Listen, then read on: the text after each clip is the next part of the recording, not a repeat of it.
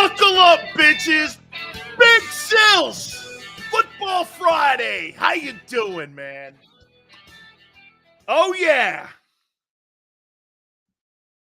Reality is here. Rent's due. Yes, sir. Yes, sir. Rent is due. Rent is due. What a game on Sunday, man. What a huge game on Sunday. And I say this to you with due respect. And as I thought about it even more, I'll say it one more time to you. Just so we're being fair here. You can't win. Rock, you can't win. Did you see my guy Dak Prescott last night? Woo!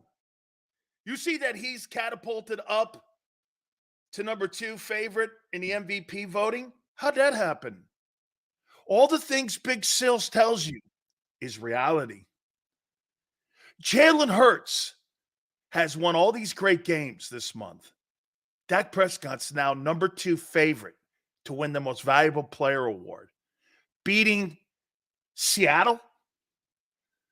Jalen Hurts just beat the Bills and the Chiefs. How is he not the runaway player of the month in the NFC and the runaway MVP? Anyone else is a runaway MVP.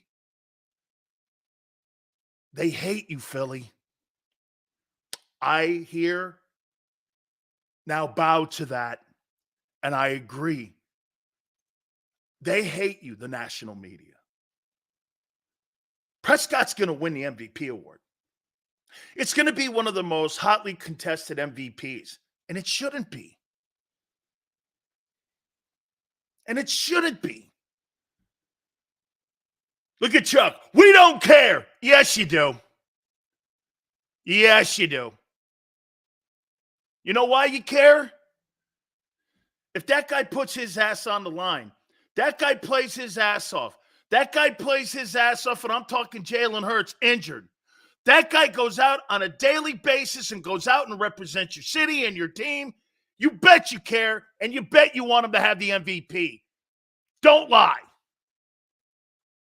Say it. You want him to have the MVP because people are trying to deny it. Say it.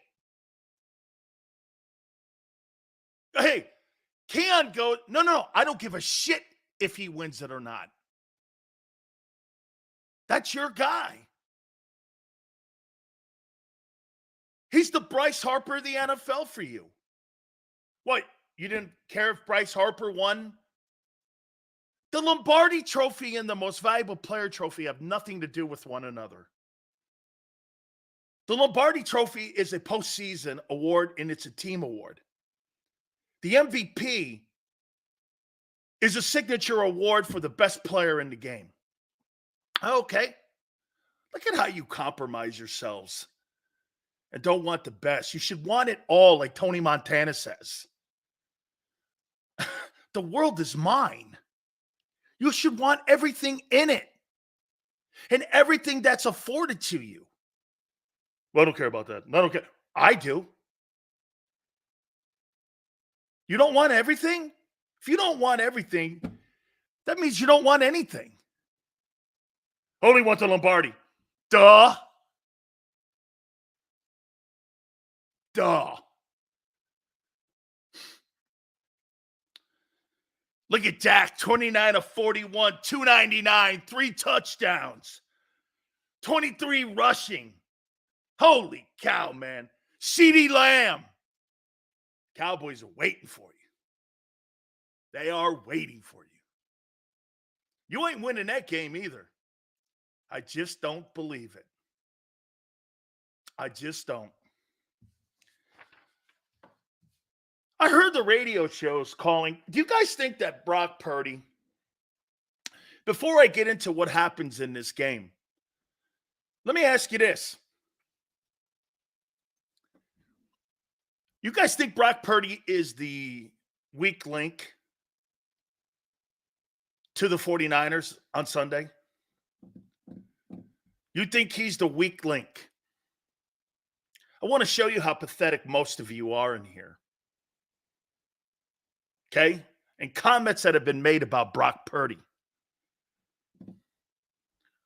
Wrong 3 weeks in a row. I picked the Bills. I mean, I didn't pick the Bills. I picked the Eagles to beat the Bills. I thought you'd blow them out. No. I picked you to beat the Bills. How many people look at Brock Purdy as being the weak link? Bruce goes, Brock Purdy's better than Joe Montana. Let's look how pathetic you guys are and how you gave Jalen Hurts 17 games and you guys were calling him a superstar. Let's take a look at Jalen Hurts' first 17 games as the official starter in the NFL versus Brock Purdy. Pretty much the same talent on the team. 2 great wideouts, 2 great old linemen. You have a great tight end. Pretty compatible. So you can't say one guy's got more talent than the other. Correct?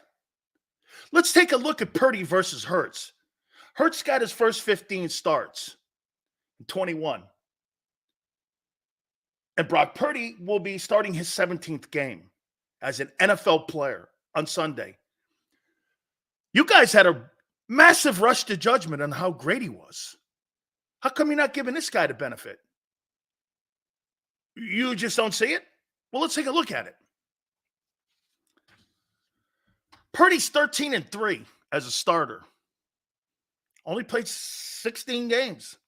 And yet you guys think this guy sucks. But when we're talking about your guy with 17 starts, this guy's unbelievable.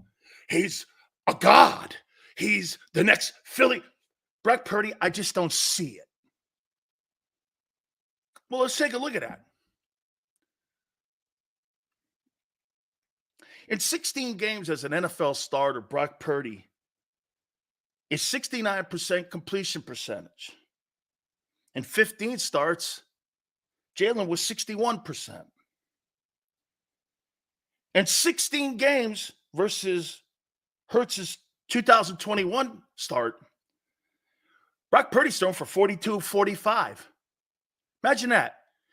In almost a full season, Brock Purdy's thrown for 42-25. And what is, in theory, his first year starting. Hurts 31-44. Not even close. He's doubled them in touchdowns, 32-16. One more interception, 10-9. Rating, 110.5 to 87.2. Why did you rush to Jalen Hurts and say this guy was the next coming? And yet you look at Purdy and you go like this. I don't see it. What don't you see with him, Brock Purdy, that you saw with Hurts in his first 15 starts, 16 starts? What'd you see? What intangible could you possibly have seen that made you say he's the guy? What's the intangible? Purdy's outplayed him. Pretty much same offense. Supposedly better team. That's what you guys say. What's the intangible that you're saying Purdy's the weak link when he's by far gotten out to a better start than Hurts ever did in his career? Purdy can't carry a team. I don't know. He's off to a better start than Jalen was. But yet you crown him and diminish Brock Purdy. Doza goes, you can't say clutch, he got hurt. People get hurt in games. You don't know yet. That's one thing that we're seeing. Jalen Hurts is 33-12. Just phenomenal. By the way, I'm not throwing shade on Jalen here. I'm asking you why you're throwing shade on Brock Purdy. I didn't say Purdy's better. I did not say that.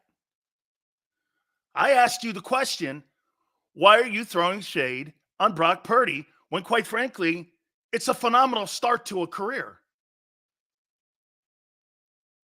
Phenomenal start to an NFL career. That's one of the best starts. By the way, I look at that start. It's probably better than what you've seen down in Houston with C.J. Stroud. No, Stroud doesn't have the tools that Brock does in San Francisco. But why do you look at Brock Purdy and go, oh, that guy's not the guy? Hurts is the guy. This guy's lost 3 games in 16 starts. That's actually a better win percentage than your guy. What is the one thing you look at Brock Purdy and say, well, I don't see it in him, but I see it in Hurts?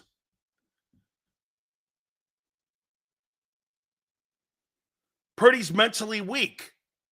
13-3. Every single passing statistic, he destroys Hurts in. Starting a career. Destroys him. What are you talking about?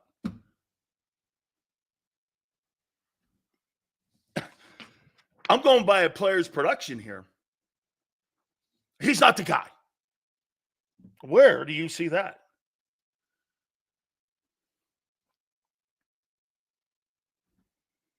Brock Purdy's not the missing link in this thing and the weakest link in this whole game on Sunday. Is he young? Yes. Is he still inexperienced? Yes. But don't be confused that this guy is not going to play great on Sunday, because that's wishful thinking. Because quite frankly, he's played great to start his career, better than Joe Montana.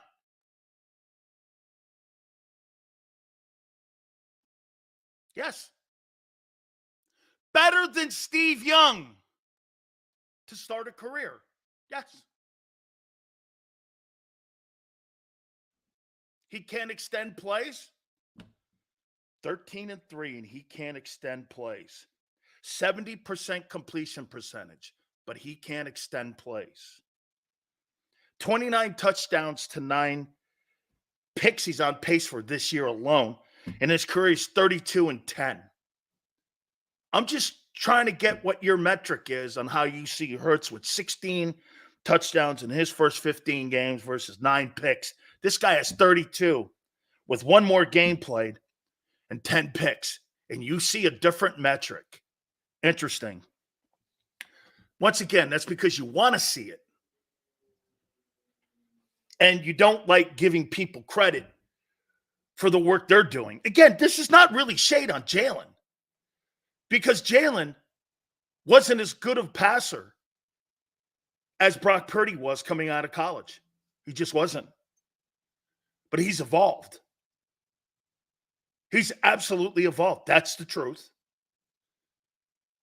Okay, will Purdy continue to get better? I don't know that. Hurts is. Purdy is 0-3 this year when he's trailing late. All I know is Brock Purdy's 13-3 as a starting quarterback.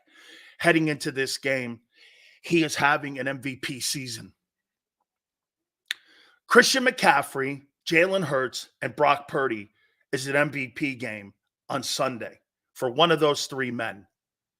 And because of what Dak is doing, you are not a slam dunk for that award. Even if you win. Even if you win. Do I think he is? I do. And again, I want you to get this one more time. Get this. That's interesting what 5-star says. So if an 8-3 team beats you, or are they 8-3 or 9-3? I don't know. If they beat you, that 10-1 record goes out the window, right? Because then it really didn't matter. Or do you take into account what I said yesterday? You're tired.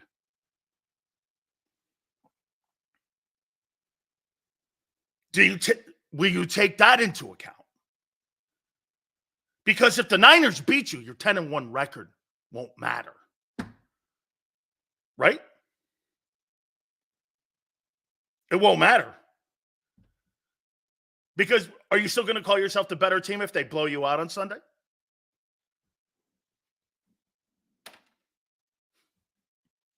Okay. Again, guys, all I'm trying to do here is put Brock Purdy in perspective here. He's a good player. And he's evolving. Does Kyle Shanahan have a lot to do with the development of that quarterback? Absolutely. Did Shane Steichen have a lot to do with the development of Jalen Hurts? Absolutely. What's wrong with that? That's part of the conversation that I have with you every day. Why do you put a lesser guy in with Jalen?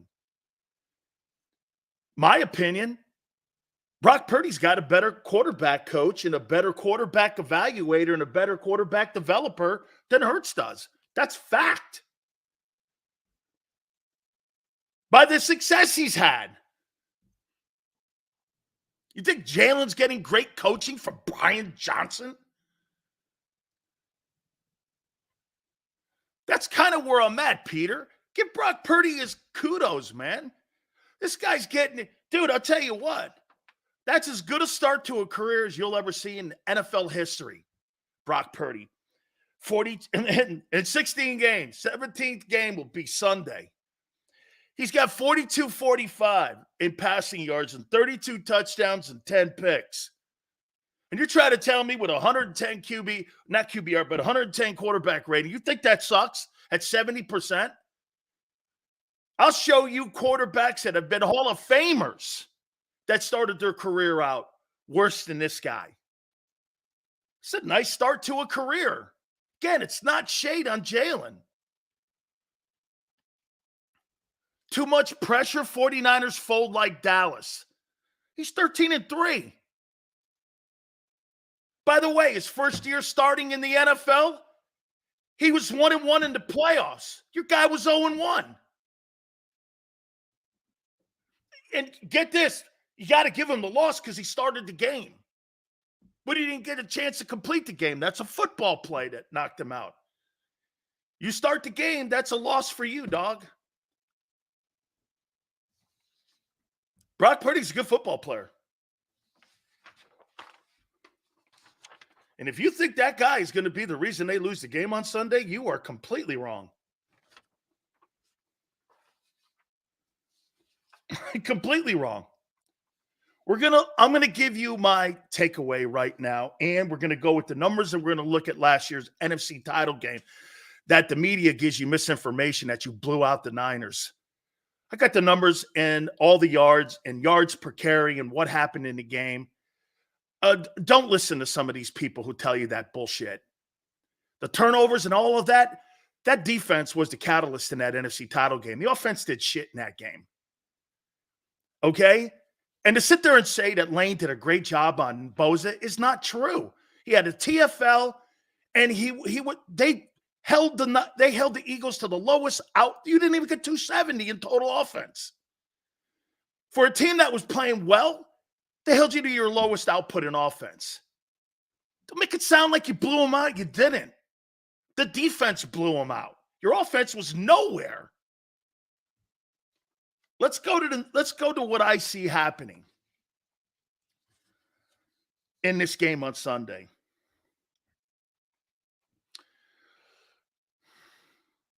Eagles have been outgained by at least 98 yards in the last 4 straight wins.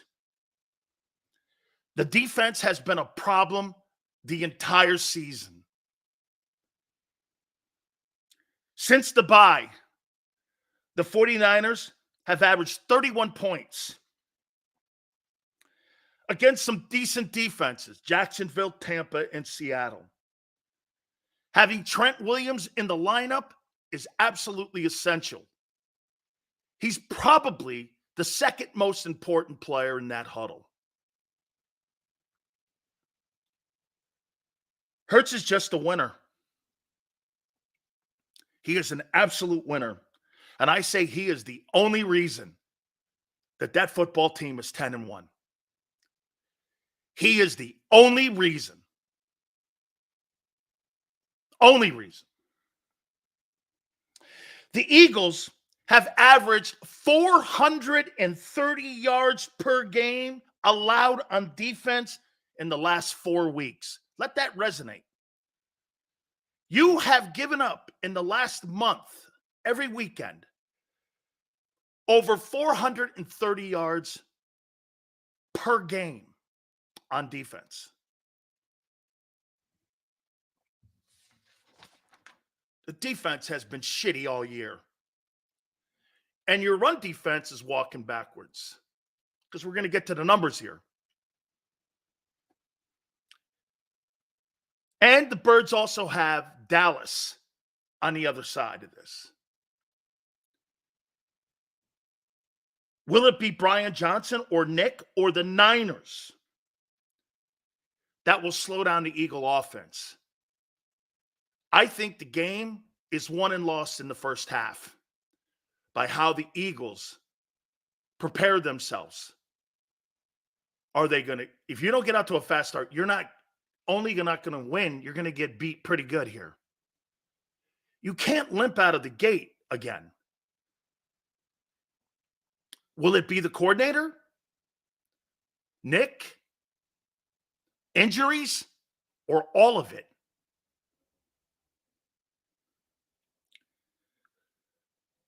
I think Brian Johnson, the offensive coordinator, has to start fast.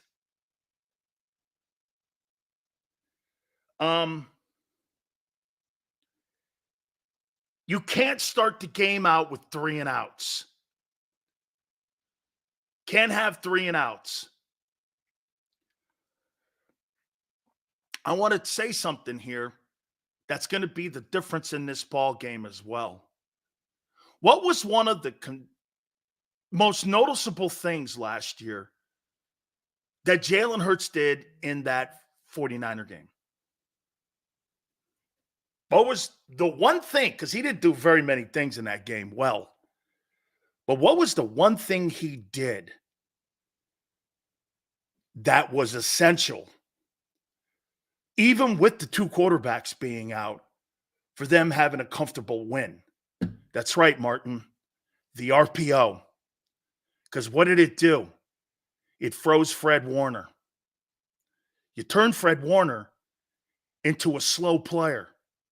And he was trailing on most of the run plays. Well, you don't run those plays any longer with the volume that you ran a year ago.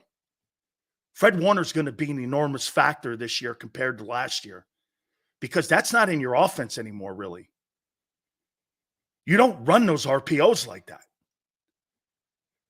He froze him almost every series with those RPOs. Do you remember that? That was a big factor in the run game. And one of the only things that you did well in that game offensively was run the ball. We're going to look at it here. Are they going to go back to that? Because if you go back to that, that's how I think you nullify Warner. But if you're going to drop back, you're going to get killed. That was the one thing that slowed that 49er defense down, was that RPO. Because Fred Warner is the catalyst on that defense. You know why Javon Hargrave looks better this year than he did a year ago? Because he's got a better mic. He's going to get 13 sacks this year. 14 sacks maybe. He's going to be the first team All-Pro D tackle. Him and one of the Eagle guys. Okay? Tell me I'm lying. Jalen Hurts, pretty much, it was him that held Fred Warner at bay. Okay? So are you going to put that back in your offense? I would.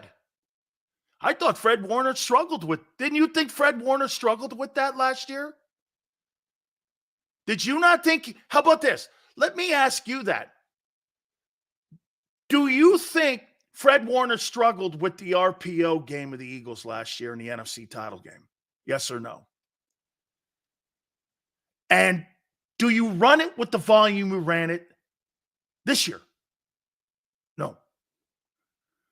So you're going to make Fred Warner more of a viable part of what they do on defense this year. Because you don't. I can't tell you how many times I watched Fred Warner froze last year. I kept going like this. Holy shit. Look at how many times Warner was flat-footed. And then Hurts would hand it off or take off up the field. You were like, holy cow. He turned the best Mike linebacker, him and Roquan Smith, you can flip a coin. And he turned that guy into like TJ Edwards. Not that TJ's bad, but he made him a lesser player. Are you going to put that back in? I think you have to. Because it slows the Niner D down. And remember something. I'd run right at Hargrave. He's not the greatest. Run some more RPOs and run at Hargrave. Run them RPOs at him. Okay? You do that well anyway. Why would you not make that part of your offensive game plan? James, it's not ifs. You did this last year. This is not an if. You did that to the Niners and to Fred Warner. That's not an if. That's factual. We all saw it.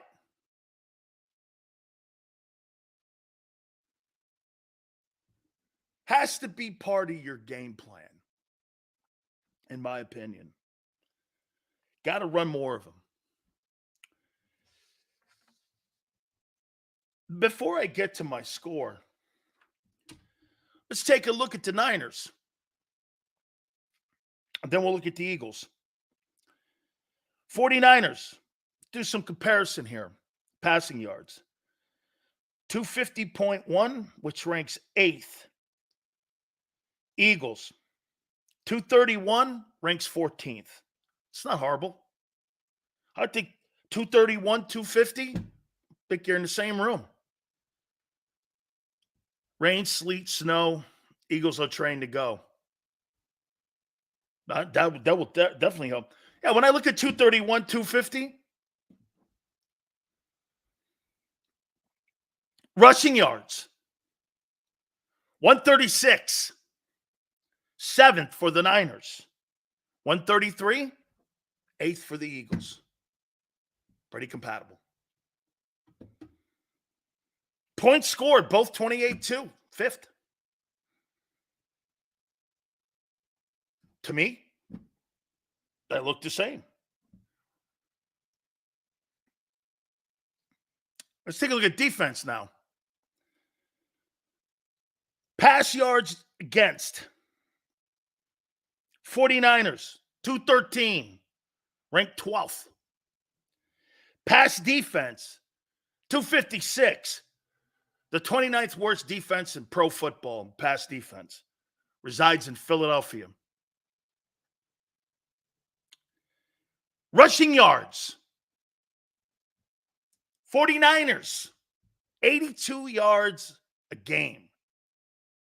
They surrender. That's 2nd in the National Football League. Rush defense, 85-3, that's 3rd. Actually, the Niners are better than you against the run.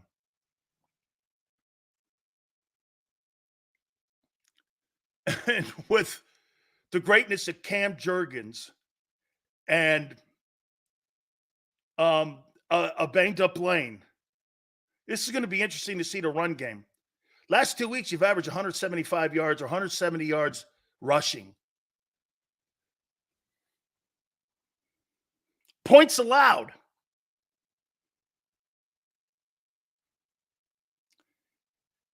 The 49ers are number 1 in the National Football League at 15-5. The Eagles allow 22 points a game. It's 20th.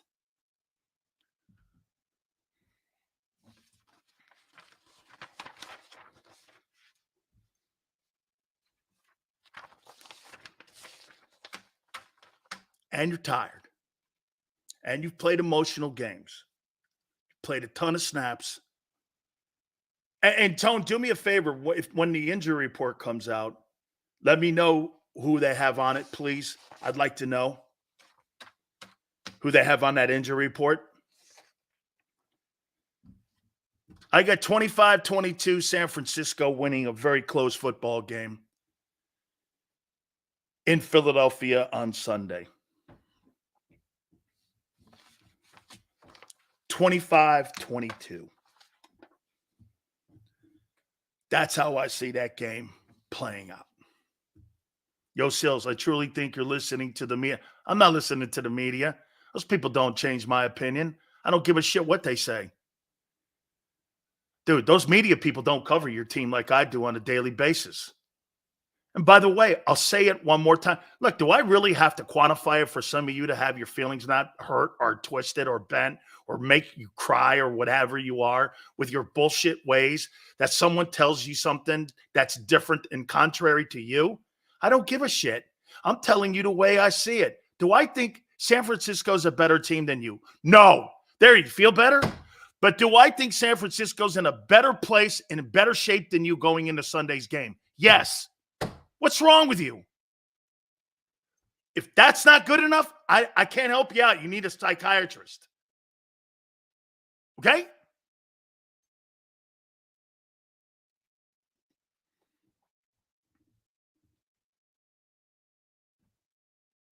I'm giving you how I see this game. Here you go, so you guys will feel better about yourself. Do I think that when my list comes out next week for the best teams in the National Football League, now, depending, if they blow you out, that's a different conversation. But I don't think 25-22 is a blowout. Okay? I don't think 25-22 is a blowout. So anyway, now if you lose to Dallas in consecutive weeks, then we got problems because now you're in a tiebreaker situation with Dallas. And then, get this, the worst scenario happens for Philly is you lose 2 in a row. Because if you lose 2 in a row for the first time because of all the football you've played and the amount of reps and injuries you have, we can't win. Okay? And you don't get the bye, you're not winning the Super Bowl. If you don't win home field advantage, you're not winning the Super Bowl. You need that bye more than any team in the league. You know it and I know it. Say it with me. The Eagles need that bye more than any team in the league that's a Super Bowl contender. They need it more. Right? Can we agree on that at least? No. Okay.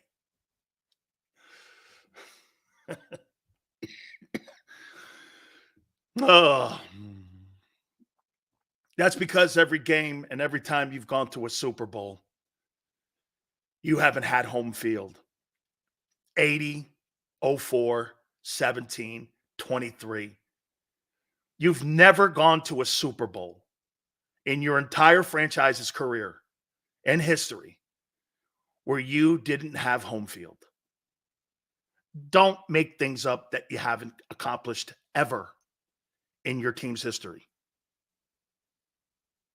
Oh, but we'll do it now. Okay. All right. Okay. All right. This will be different. We got 3 buys at the end of the regular season. You don't have 3 buys if you don't win these next 2 games. You won't have 3 buys.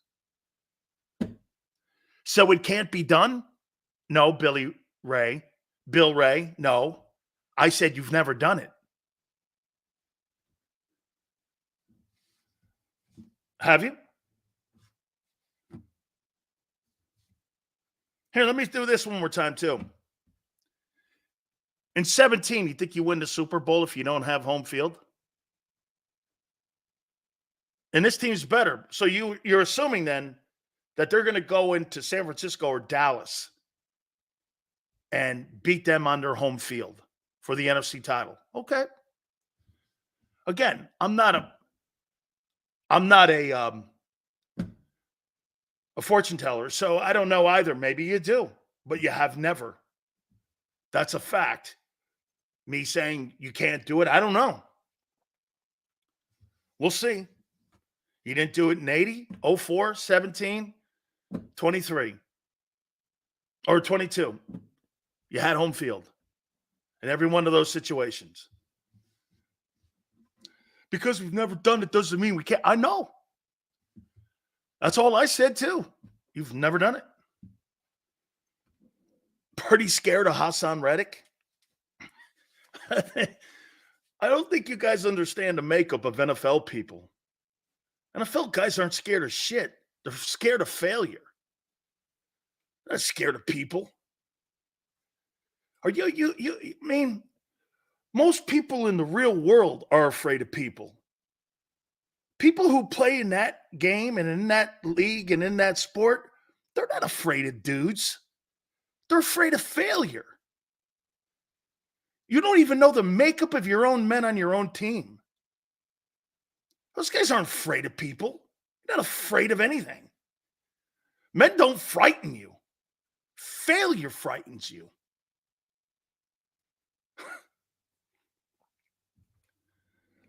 I've never been afraid of a person in my life. Ever. Well, my grandpa, maybe that's not being totally candid. Yeah, maybe my grandpa. Okay? Maybe my grandpa. I would probably say. Okay? The Eagles aren't going to be afraid of San Francisco on Sunday. And 49ers are not going to be. You know what this. Can I tell you what these two teams are doing? Both units are chomping at the bit to get this game going. Do you know what both teams are doing right now? They're controlling their emotions not to get out of hand on Saturday. You've got to have a built-up animosity, and you've got to keep your emotions down till Sunday at kickoff. That's what these teams are doing. They're not going, oh my God, can you believe it? The big bad Eagle fans. That's not what that is. That's nobody I've ever been around. 25-22, Niners. Take control of the NFC.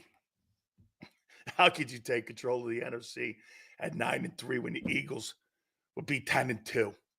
Come on. You have no control. Eagles are still in the front of the race. Again, this is a marathon. If you drop a game, the key is not dropping multiple games down the stretch. This is not really about the Niner game. This is about running through the tape first. I mean, sure, the Niner game's part of the journey here, but this is like an all-out marathon. Okay? Eagles win by 16 with that nightmarish defense that's given up in the last 4 weeks 430 yards average to a team that has Christian McCaffrey, George Kittle, Ayuk, and Debo, and a quarterback who's playing out of his ass. You're going to hold that team under 500 yards. Josh Allen was a one-man band and put up 500 yards on you. He was a one-man band. And he put 500 yards on you. They got a collection of guys that rival yours. By the way, your O-line is, depending if Lane plays, if your O-line doesn't have Lane on it, just as good as the Niner line. Jack Driscoll and Cam Jurgens. Okay. This is a real question. Does not having to travel last week or this week migrate some of the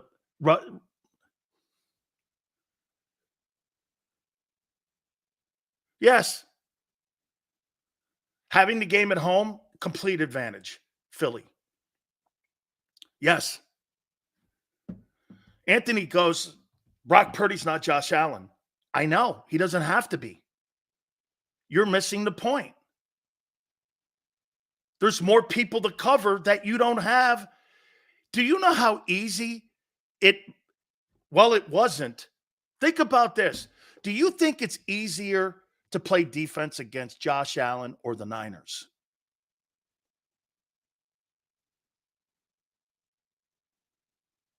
Do you think it's easier to play defense versus Josh Allen or the Niners? It's easier to play defense versus the Niners. You only had to guard one guy and Allen. Here you've got to guard. Okay. Who guards Debo?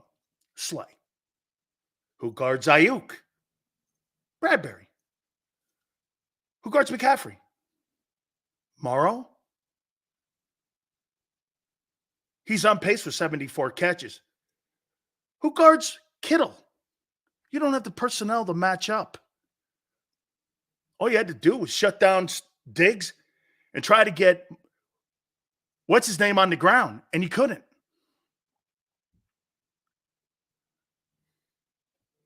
Allen is much better than Purdy? No shit. 49ers offense is better than the Bills offense as a unit. It's not the quarterback here. It's the unit. What am I missing here? What are you missing? Are you actually really thinking that the Bills offense is better than the San Francisco 49ers offense? Do you really believe that? Sills, what are your thoughts on the Eagles D line? I'm going to get there. Okay? Look at that. The Bills offense is better. I'm even more convinced you have no shot now at winning that game. Hey, let me do this too. That game that you offensively supposedly dominated. I keep hearing people talk about how the offense dominated the Niners in that NFC title game. Defense was the superstars in that game. 31-7. 3 turnovers. You ran 80 plays and got 269 yards. They held you on 80 plays. Do you understand? Josh Allen had 95 plays and put 505 on you. You should have destroyed that team if you killed them. You ran 80 plays and had 260 on them. That's dominating? Well, they were all in short fields. No shit. Your defense was exceptional in that game. They were exceptional. You ran the ball 148. You threw the ball 121. And you got a gift from the refs in that game, in the passing game. You didn't really have to do anything. Penalties because of the quarterback. 11 for 81. 4 for 34. Eagles played that game perfectly. They knew the quarterback couldn't win. You couldn't cross the 50. He was going to turn it over. They did. Short field. That's it. But to sit there and say you rolled up all these incredible numbers on them is an absolute bull-faced lie. That's why they're angry. Now, again, here's on the flip side of that. Okay? There's no hall passes for Hassan Reddick making the play of the year. He made the play of the year for the Eagles by taking that quarterback out in the first series. And for the record, he was the MVP for all the playoff games combined. He was the best player on the Philadelphia Eagles for the divisional game, the NFC title game, and in the Super Bowl. 3 games combined for 12 quarters, he was your best player. Hurts wasn't anything in the divisional game. He was okay. NFC title game, he wasn't very good at all. Super Bowl, he was great. Reddick was great the entire playoffs. He was a weapon. That guy was a missile. Yeah, him coming off that edge like that, hitting Purdy in the shoulder like that. One of the greatest hits in a big moment for a guy who has big moments all the time. Like I told you before, I'm starting to call him the exclamation point. Okay? Reddick was insane. He was insane. Okay? He was insane. He's going to have to be insane come Sunday. If you don't get pressure like you have not this year on Brock Purdy, it will be 28-10. You can't allow somebody, which you have for a month, and your slow starts. You really think you're going to be doing this against San Francisco and playing slow starts and playing 30 minutes of football? You think 30 minutes of football is going to be enough to beat them? We'll agree to disagree. Because that's really all you've played. You have not put together one game this year, and we're heading into the back end of the schedule, which means you're not going to be anything more than you are now. You know, it's funny. I hear people going, we haven't played our best ball. Yes, you have. We're going into week 13. How many more weeks do you need of an excuse before you start to go, this is kind of who we are?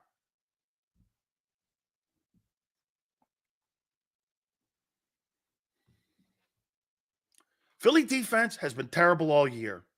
It was great against the run early. It's fading now. Why? Fatigue, injuries, lack of personnel. So let me ask you this. Let's be fair here for Sunday. By the way, I want to underline one thing. I still think you're a better team than them, but you can't accept this analysis for Sunday. That's fine. I know it's hard. Do you think Fletcher Cox not being out there on Sunday is a factor or not? Yes or no? Watch this one. Do you think Fletcher Cox and Zach Cunningham not being in that huddle Sunday, do you think that's a factor?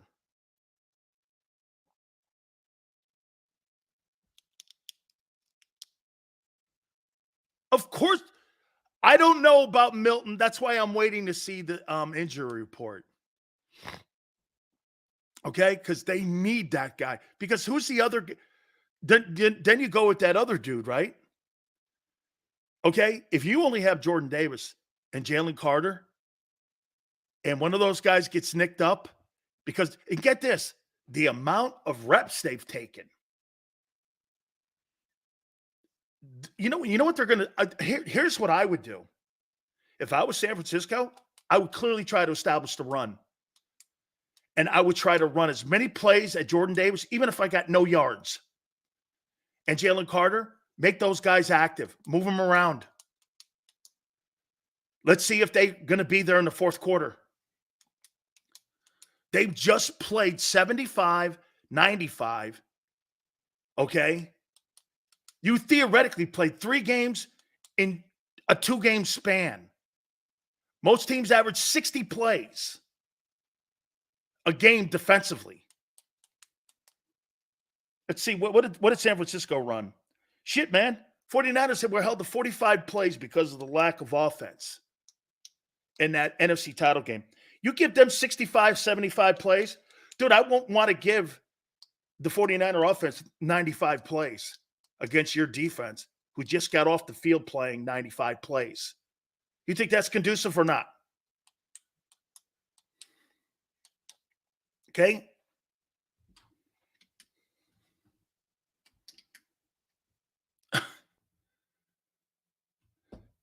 I can't believe that this is my opinion here.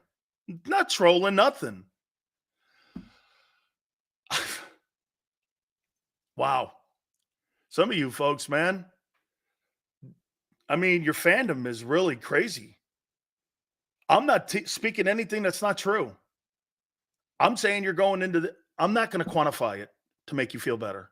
Whether you like it or not, I don't give a shit if there's 4 people watching me.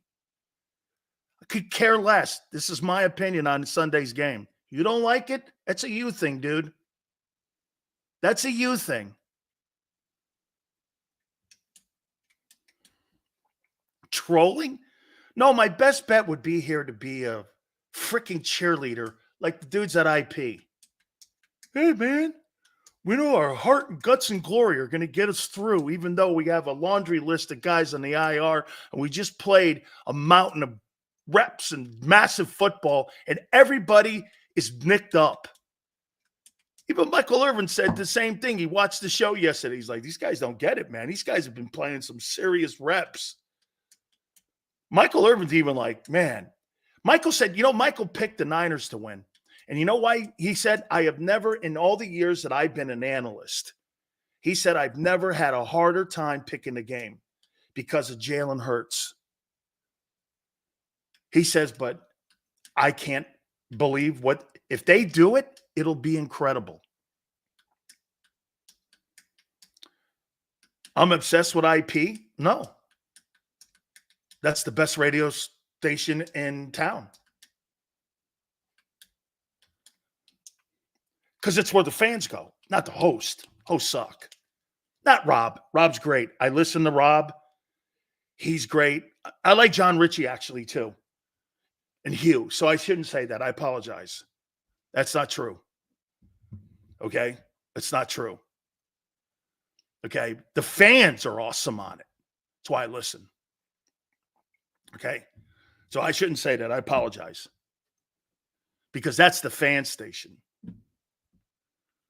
Put respect on Allen and Mahomes can run. Purdy can't. He doesn't have to. Allen and Mahomes have nothing. They have to carry their team. Purdy has a team like Hurts.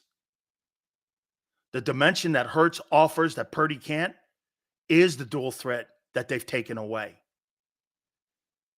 And the inconsistency in play calling. And Hurts wins in spite of that. That's my observation of your offense in 2023 compared to 2022.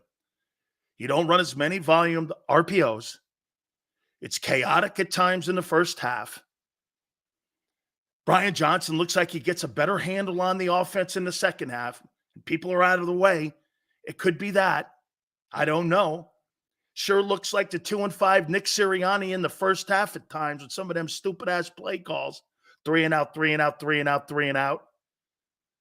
It's just not been consistent. You can't play 60 minutes of football when your coordinator is not giving you 60 minutes worth of a game plan. How could you think that?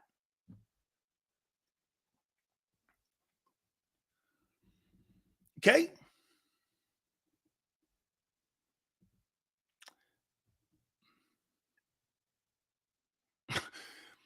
LJ says every week is gloom and doom. No.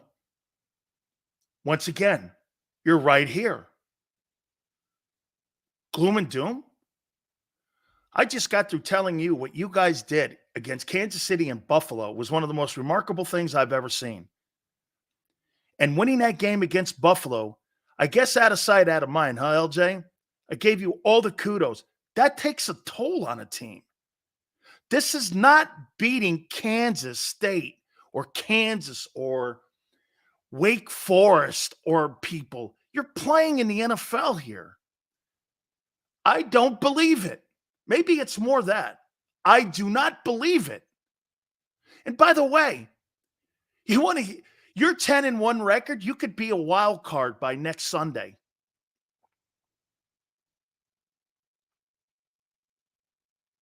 Is that a possibility? Is that truth? Well, that's not happening. Could it happen? Because the games haven't been played yet. You lose those 2 games, you're in a wild card race.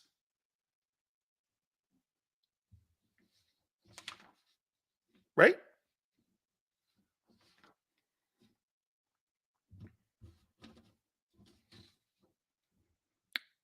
Hey, this has to be a gigantic game for Jalen Carter and Jordan Davis. They have not been very good the last 2 weeks against football teams that don't run the ball. And you are playing exceptional quarterbacks that can move. You're not going to have that. Do I think they played better? I do. Do I think San Francisco is going to run the ball like they have all year on them? I don't know that yet. Because the problem is that they have so many weapons to loosen up the run game. The key to the run game for San Francisco will be Kittle. You don't have a person that can cover. Hey, you know what's crazy? You guys are sitting here talking to me about like how you think your defense is gangrene. You're the worst unit in the league. And you do one thing well. Stop the run. And in the last 2 weeks, you haven't. So that means you do nothing well in the last couple weeks. You said the Birds been vulnerable against the run the last 2 weeks. Why is that? Because you've given up 170 yards a game. Anything else? Is San Francisco undefeated? Has nothing to do with winning a Super Bowl. Nothing. Won't matter. If you lose, won't matter. Your 10-1 record goes out the window and you can't use it because then you got beat. We can also clinch number 1 by next Sunday as well. Okay, Arthur. I didn't realize that. So you could clinch the number 1 if you win these next 2 weeks? Cool. So get this. You could be a wild card or number 1. Both are true. Yes. Yes. Both are true. Both are true. Thank you. Thank you, Arthur. Yes. Won't answer what question, Philly? I'll answer any question you ask me. What question you want? Slay and Bradbury can lock. No, they can't. They haven't locked anybody up. Slay's not been as bad. Bradbury had a nice pick last week.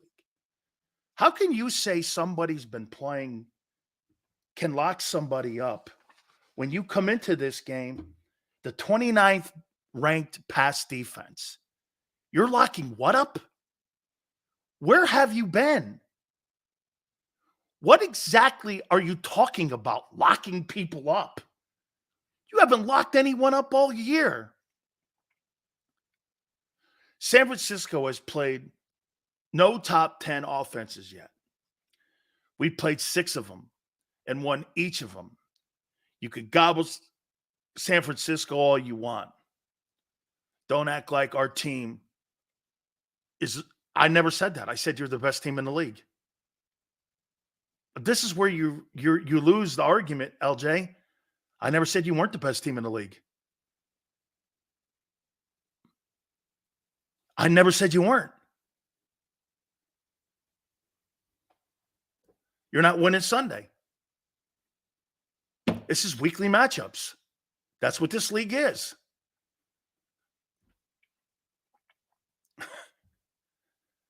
This is a week-to-week league. You can clinch a number 1 seed next week. You can also be a wild card. Let's put that in perspective. Okay? Let's put that into proper perspective. Yes, both are true. Eagles win by 11. Don't act like we're not them. I don't know what you're talking about. I have no idea. Close, we win. Niners win by blowout only. Okay. He wants to make it where no matter what the outcome, Sunday, he's going to move the. I told you on Monday that your record has, whoever is playing. I'm not quantifying. That's for you guys to figure out because you don't like what you hear. That's a you thing. Now I know what Elon Musk talks about. God, I love that guy. You could tell Disney to go F themselves. Oh, man, what a goat. That's when you know you got FU money, though. Man, I love that guy. By the way, he follows me on Twitter, which is insane. Sills is mad. There's nothing I've talked about that makes me mad here. Things about my family make me mad. Not anything in sports talk. We've played teams as good as San Francisco. They haven't played a team as good as ours. Yeah, you have. They beat the piss out of the Dallas Cowboys. You hung on. You hung on to the Cowboys. They got destroyed by 30. You think you're going to go into Arlington and beat the Cowboys by 30? I don't. I think the Cowboys may win that game, actually. Okay? Can't get rid of them. Very true. Hey, very true. Okay? Now the Cowboys are as good as us. Who said that? I said they played you. They played you good. They played you tough. By the way, the national media gave Prescott more kudos for his performance in that game than they gave Hurts. After the Seattle win, your guy has no shot to win the MVP award. 0. Jalen Hurts will not win the award. Tired of wrong being. I picked you to beat the Bills. I don't know. You would have thought the Cowboys. Hey, after that game, he's now the second favorite to win the MVP over Mahomes.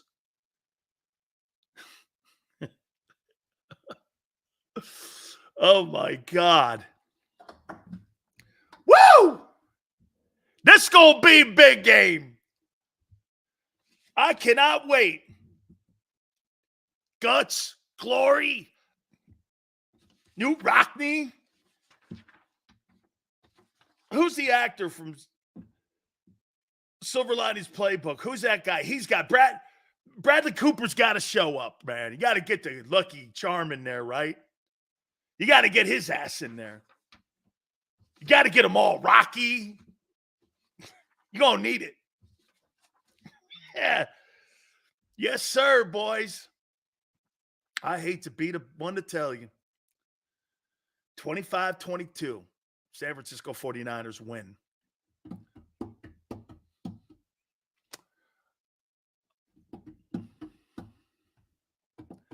Mike Trout's yeah, he is. Shanahan isn't a comeback coach. We have the coaching advantage. No, you don't. You have the coaching advantage on your offensive coaching staff. Yeah, you must be watching a different game plan than I am. Yeah, okay. Yeah. Oh, man. It may be, I don't know. I think Desai's a good D coordinator. I do. I think he's a good D coordinator. Okay, but he's not Steve Wilkes. But he's a good D coordinator. He's doing a lot with a lot of pieces that don't fit and don't work, quite frankly. Okay? Let me put it to you this way. Let me say this to you. Let's see who could start on that Niner team that plays in your secondary.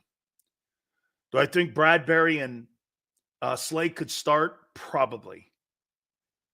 Okay, because with better people, they could probably start because they'd have better people in front of them like they did a year ago. You ain't got a safety on that team that would start in San Francisco. You ain't got a linebacker on that team that would start in San Francisco. Your 2 tackles would start. Brandon Graham wouldn't start on the Niners. Sweat would start on the other side. I think he would start over Chase. 2 tackles. That's about it.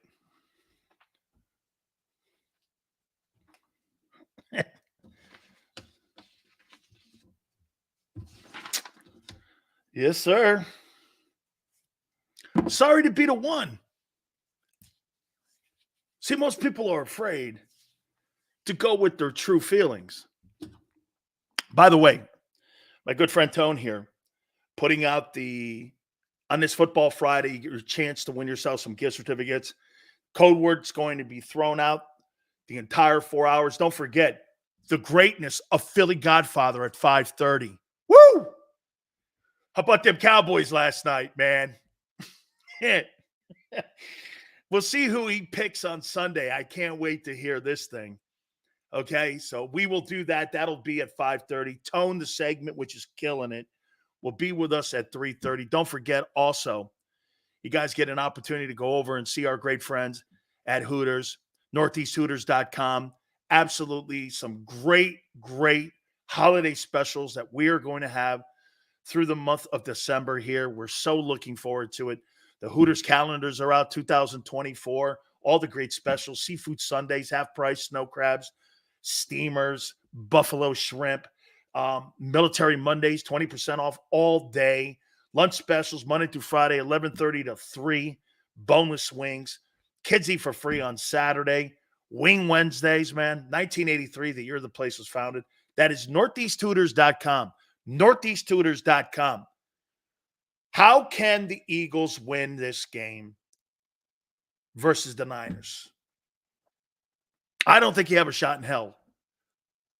But there is a chance if you do this. I'll tell you what this is next. Keep it here on the National Football Show.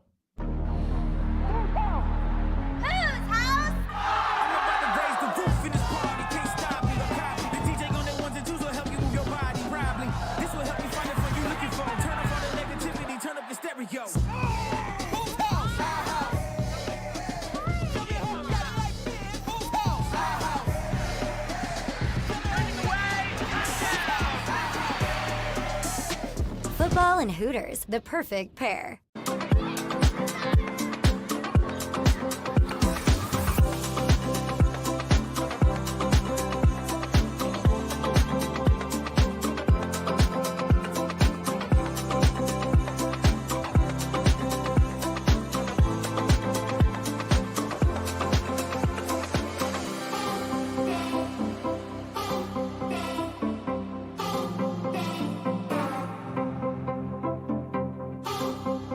If you own a company and you're not producing a podcast, you're missing out. The public consumes messaging when they're ready. Join the professional podcast network of companies and let JAKIB Media Partners put you in the podcast arena. Come to our professional studio or we'll come to your place of business and professionally produce your company podcast. Call JAKIB Media right now at 267-261-3428. 267-261-3428. Any professional sports coach will tell you there's no substitution for preparation. At Malamut & Associates, that is a tenet by which we live.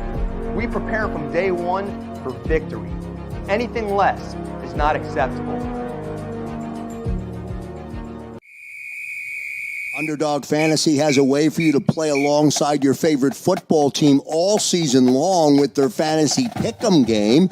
You pick between 2 to 5 players, select whether they'll go higher or lower on one of their stats, then do what you usually do on a Sunday, watch the games. You can win up to 20 times your money in a single game by going 5 for 5. It's a fantasy game, and the Sports Betting Show wants you to get involved. Go to UnderdogFantasy.com. When you sign up, use the promo code WIN, and Underdog will double your first deposit up to $100. That's UnderdogFantasy.com. Use the promo code WIN.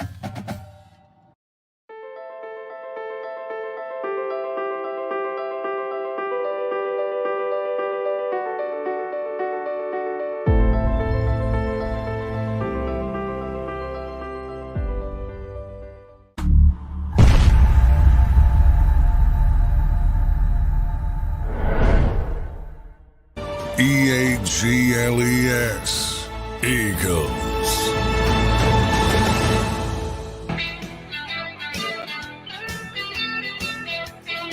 Eagles, if the line holds, will be the first team since 1974 to be a 10-1 home underdog.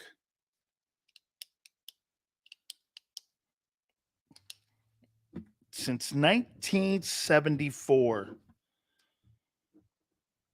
Shit, I think that's Gerald Ford. I think that's Gerald Ford, if I'm not mistaken. Like, since 74, who is really great?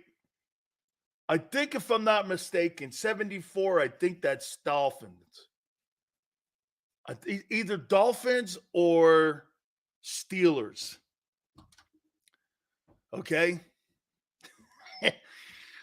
First time since 1974, a home underdog, 10-1.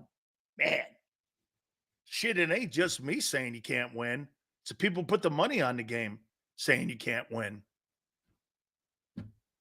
Oh, so are you mad at the money guys too in Atlantic City and Vegas? They're saying the same shit. See, Philly embraces that, though. I like that too, though. I won't lie. I like that too. Okay. Last night, you hear Cowboy fans, they haven't held the Lombardi Trophy in 28 years. Now, all of a sudden, we're a Super Bowl team. Yeah. Man. I don't think there's anybody. Is anybody picking you to win this game? Outside of Philly, of course. Because you got to have all them guys in there rooting for you. Is anybody? Are you kidding me? Get this. All the media people are afraid of you guys. I'm not. Okay? They're never going to really. They're always going to flag wave. I'm not. Okay? I ain't afraid of shit. It's called conviction. And I know you have it too, though. You're going into this game with conviction. Stick with it. I'm not ripping that, really. But mine's not coming from a place of emotion. I could care less. Actually, it's a great story. It's great content. You missed the boat on me. I could care less. I cover football. I don't put my... Dude, let me think. Have I ever rooted for an NFL team? Probably the Giants when I grew up. And I don't even think I ever really rooted for the Bucks. Even when I maybe played. I don't think I did. Or I root for the Canes. Okay? T, I don't bet on football. I don't put money on football. You kidding me? That shit's set up to lose. Why would I put money into a machine that eats it? People who gamble, in my opinion, are suckers. Because, I mean, dude, oh, you know what? Hey, I've always... No. Now, if you could get a guy like we get with Philly Godfather who gets you 65% of your money, you bet $100 and you enjoy it and you're not out of hand and you win 65% of your bets, end of the day, you are making money. To each his own. It's not for me. That shit's not for me. Isn't it funny, though, when I point out how you guys look at Brock Purdy as a piece of shit, and you guys went and looked at Jalen Hurts after his 15 starts and thought Jalen Hurts was going to be the future of your team. But this guy's 13-3, and you look at him as a piece of shit. And this guy's had a better start to his career than really anybody I've seen outside of C.J. Stroud. And you guys have a different That's all I was just looking at how you see Hurts versus Purdy. Hurts' first 16 games, he's better. Same talent. Maybe not quite the old line. Same talent, though, right?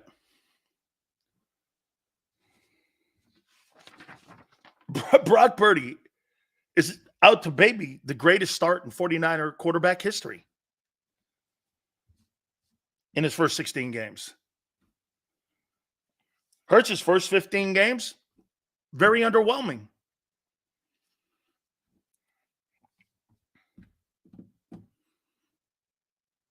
Purdy hasn't had a comeback victory. Well, when you're 13-3, not many needed. Oh, and by the way, the point was on sample size. And the point wasn't really to talk shit on Jalen here with this. It's about you talking shit on Purdy. We're not talking about a guy who is playing poorly. We're getting into a sample size that's a full season here. Even if this guy doesn't play out of his mind on Sunday, that's not what he's being asked to do. Josh Allen has to play out of his mind to win games for Buffalo. So does Mahomes. This guy doesn't have to play out of his mind. Hurts has to play out of his mind on Sunday to win. Hurts is the only reason you're 10-1. It ain't your defense. Like last year's NFC title game. Okay? Right now, get this. This guy, Brock Purdy, man, even if it finishes up the way he's trending right now, will lead the NFL in completion percentage. 4,500 passing yards, 30 touchdowns, 9 pick, and 112.3 rating. That's pretty impressive on only 470 throws. You see what they do in San Francisco? This guy had as many throws last year as Jalen Hurts did. What did Jalen have? 465? And he's doing more than what Hurts did. Now, Hurts is wheels, but you don't do that anymore. Jalen's on pace for about, what, 600 yards rushing this year? Last year he had like 7 something. He missed games, though, too. So he's probably trending around 800, somewhere 800 rushing yards. That number's significantly lower because you're not doing the RPOs. Okay? Cosmo, why are people so delusional in here? It's not delusional. It's passionate. Hey, Cosmo, they have a right to be delusional at 10-1 because you're 10-1. You have every right to be. Actually, you could be whatever you want to be at 10-1. And you can't fight that. Purdy could never handle Philly fans. Jalen can. Has nothing to do with what I'm talking about. Not every quarterback. I don't think personally that Phillip Rivers could have handled New York. I think Eli Manning handled it well. I don't think Ben Roethlisberger could have handled New York. Eli handled it well. I think Jalen handles Philadelphia exceptionally. Certain guys have a medal that can do that. Do you think Aaron Rodgers can handle Philly? Or do you think he beat Carson Wentz?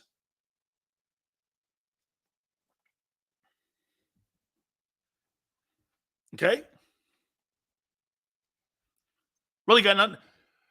It is where you go at the end of the day, too, you know. Okay? It is where you go.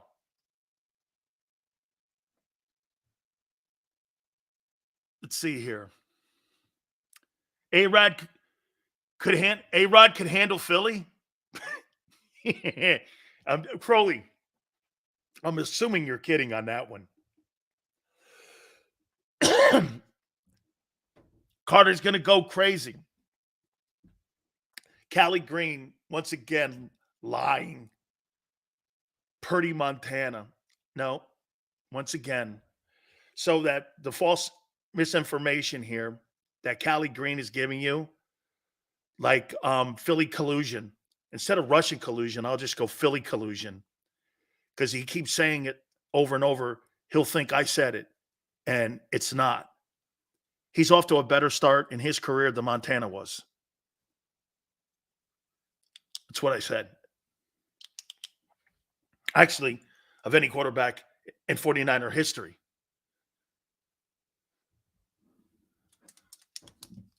Okay, that's Philly collusion. Or it would Philly propaganda or whatever. I don't know. Just trying to make it up. Purdy's a badass? No, he's not a badass. He doesn't have to be a badass. He's got badasses in the huddle. His badass is McCaffrey. That's an MVP game for him too, dude. If Christian McCaffrey comes out of that game against that shit defense and he has 200 yards rushing or he has 275 yards in total offense against the Eagles on the road, he's going to skyrocket up that MVP, and your guy's going to plummet. Shit, they're already trying to get people. Look, do I think Jalen Hurts is the runaway MVP? I've told you this. Yes. Just by who he's beaten. That's not the reality, though. It's not the reality. Here, I'll make this point to you, too. If Dak Prescott had the regular season that Jalen Hurts had a year ago and missed the final 2 games, Dak would have won the MVP.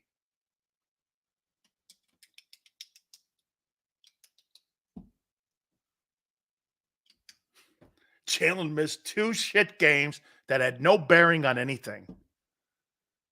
And he lost the MVP award. Okay. Oh, yeah, okay. Eagle guy goes, that doesn't mean he'll finish like Montana. Really? Thank you. Hey, what a take. Yeah. That doesn't mean he'll finish like Montana. Yeah, I got it. Thank you. Thank you for clarifying that. Okay? Sills, Purdy's badass is getting a wooden spoon on Sunday. By who? Jalen Carter or Hassan? Hassan Reddick don't get home. It's over. Here's what has to happen. Listen, let me give you a glimmer of hope because we know the people at the NovaCare Center watch. So here's a little insight. Here's a little help. Okay? In my opinion, okay, I think you got to get that ball running again. And you know what's becoming clearly evident? You don't have a dominant running back. You have a very good back, but he's not a dominant back when it comes to establishing physicality. He is versatile. He ain't McCaffrey. He's not even remotely close to Christian McCaffrey. Not even in the room. The 49er O-line is giving up a lot of pressures this year, Sills. So are you, Michael. So are you. When you have last week, you didn't have Lane in. You had Cam Jurgens, Jack Driscoll. And I hear people going, well, he played well. Yeah, he played well. That's not Lane. That's a significant drop-off in talent. And when you don't have Goddard on the other side, so when you don't have Goddard even on the other side in your run game, you don't think that that's a factor?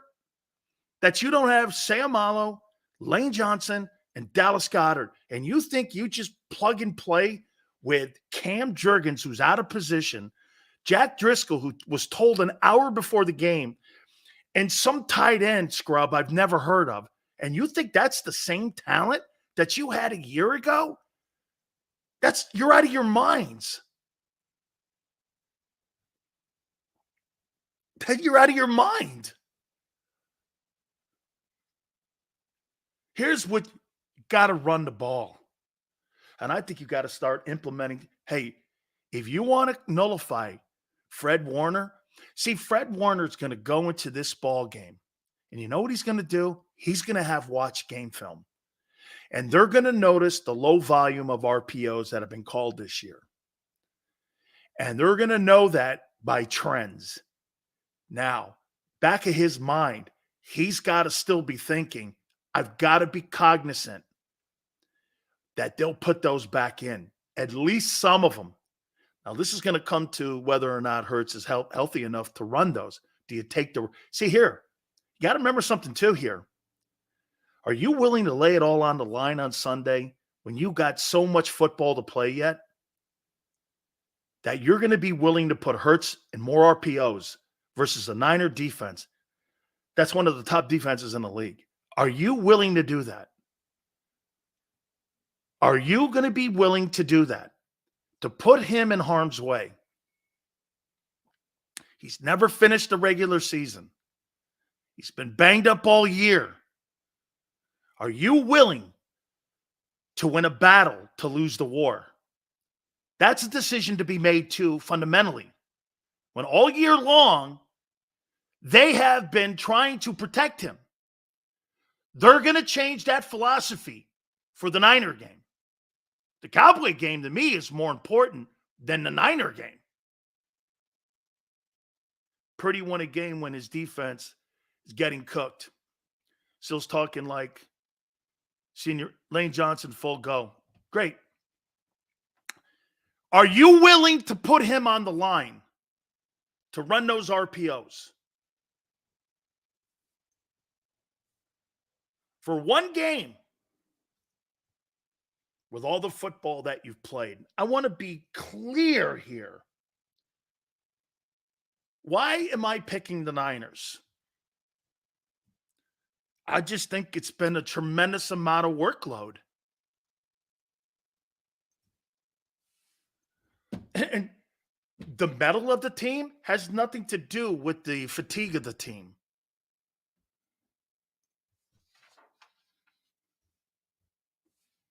Last year, you did things in the Niner game that you haven't done this year. Are you going to be willing to do those same things you did a year ago that you haven't done all year? Are they going to be creative enough to do that?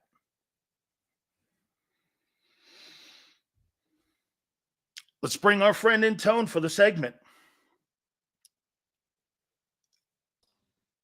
Can't win. Hey man, one way to find out. One way to find out. You said a lot in that first segment, so I can't wait to have this conversation. Tell me what stuck out to you. All right, let's start with the what you deem to call not a domination in the NFC chip game. So let's really go over that, right? So sure. All right, let's go through it. So you knock out the starting quarterback. Defense. No, it doesn't matter. They're all on the same team. They don't wear different colored jerseys. You knock out the starting quarterback. Correct. You knock out their backup quarterback. Okay. You hold them to under 175 yards of total offense, which is expected. You hold. It doesn't matter. It's a part of the game. You always say it's right. It's a so far play. You're talking all defense. It's the team. It's the team. Okay. Like my point was in the first hour also, was you didn't dominate them offensively. It doesn't matter. Like, okay. We're talking two different things then. The defense didn't score any points. The offense scored the points. Okay. So you beat them 31-7, not 31-14, not 31-27, not 31-23. Held you to your lowest offensive output all year long, ran 80 plays, and the only thing you did on short fields was get 31 points. It happens. The Eagles. You give the 49ers on Sunday 80 plays, they'll put 40 on you. That's today, but I'm addressing that day. Okay, yeah. Well, I don't think you dominated them. I think your defense dominated them, like I said. I think the Philadelphia Eagles dominated the 49ers. Okay. You can split hairs how you want. No. That's why I qualified it, Tone, by saying that was a defensive game, not an offensive game. You did nothing in it. It's the NFL. Okay. Defensive games happen. Well, you're tying that all in then. And then I'll tie this all in. That football team that you have on defense is one of the worst units in the league now. Yes, over the last 3 weeks. That is very true. Over the last 4 weeks, you've given up 430 yards in total offense as an average. You think, and the last 2 weeks, you've given up 170 rushing. Where are you slowing this team down? Hey, listen, man. At the end of the day, you got to lace them up and play. They got to play at the end of the day. Every number you mentioned, I have no retort for that. The Eagles, one of the worst pass defenses in the NFL. The Eagles, one of the worst third down defenses in the NFL. You ain't say a word that was inaccurate or wrong or off base. Your logic is totally spot on. But I think they can win the game. How about this, Tone? Do you think that Hassan Reddick was the MVP for the entirety of the playoffs. And what I mean by that, the 3 games that they played, the divisional game, the NFC title, and the Super Bowl. I didn't think he was horrible in the Super Bowl. Okay. Well, and the thing is, the Super Bowl is strange because I don't like making excuses for guys, but they didn't get home that one time. And they couldn't stop the run. So it's kind of hard to say he played well. But again, one part of me could say, well, the field, right? But then now it sounds like I'm making excuses. So I don't want to do that. The fact of the matter is he didn't get a sack and they gave up over 150 rushing yards. So it's hard for me to say he played well in that game. So you think the Eagle offense dominated the 49er offense in the NFC title game? I believe the Philadelphia Eagles dominated the San Francisco 49ers. No. 31-7. I asked you, do you think the offense dominated? I'll answer. 31-7 indicates the offense dominated the game. Now, the defense set the offense up without a shadow of a doubt. It's called complementary football. You played it, right? You know how it works. Some days your offense got it, some days your defense got it. But guess what? When they work together, the scoreboard is a scoreboard, 31-7. We can slice it up any which way we want. Hey, listen, some people like the crust off their peanut butter and jelly. Some people like the crust. However you want to slice the pie, it doesn't matter. I eat the crust. I'm not. I eat the crust too. But you can slice it how you want. The bottom line is the offense put up 31 points with what they were given. The offense couldn't.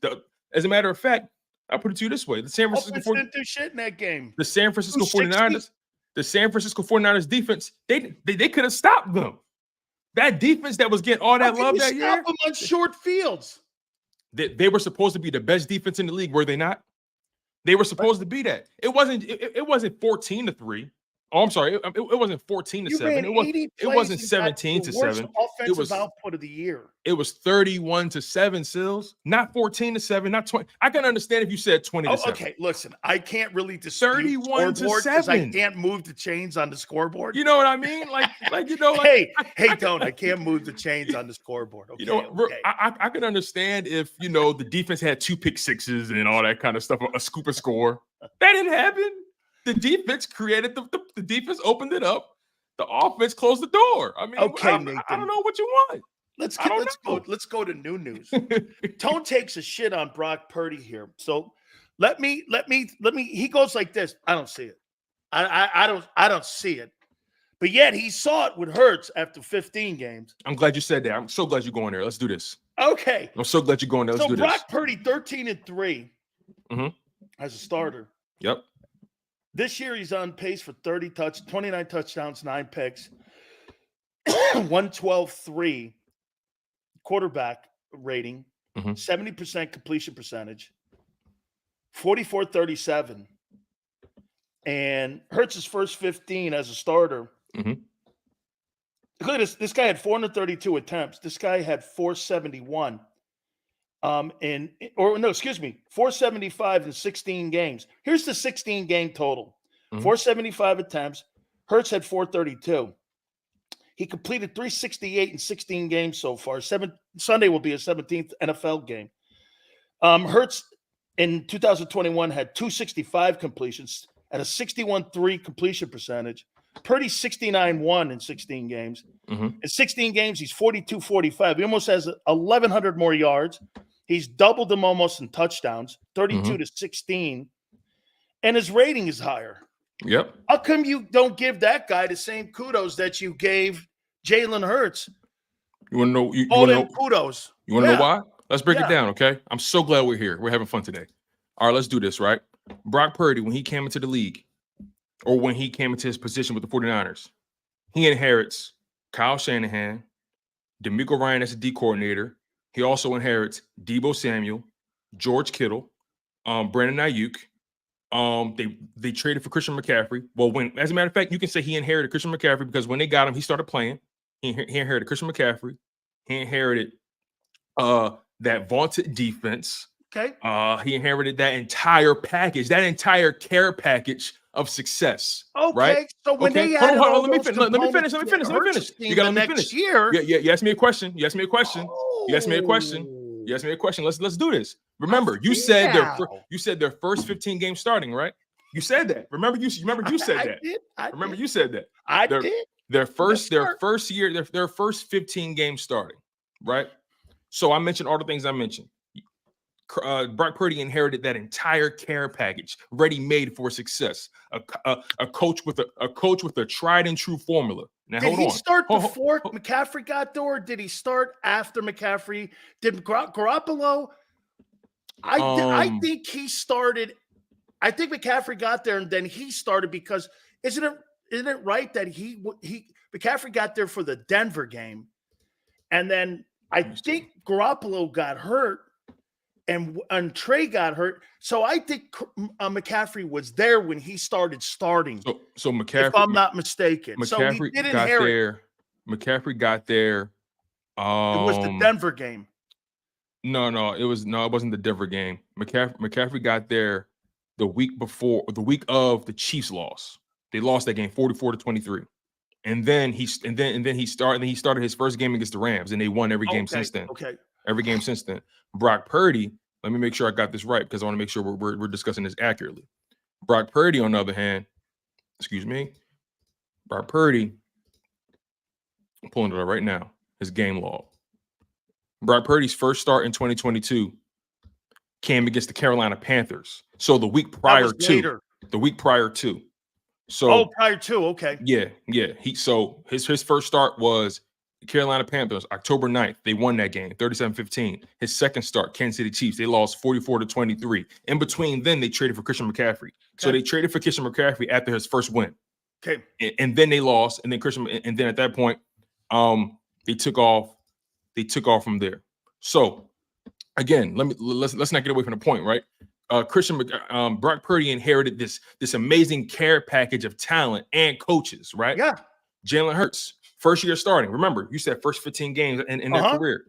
Jalen Hurts inherits a rookie coach in Nick Sirianni, a rookie OC and Shane Steichen, a rookie D coordinator and Jonathan Gannon. On top of that, you mean to tell me now they did draft Devontae Smith, but again, a rookie. They still had the best O-line in football.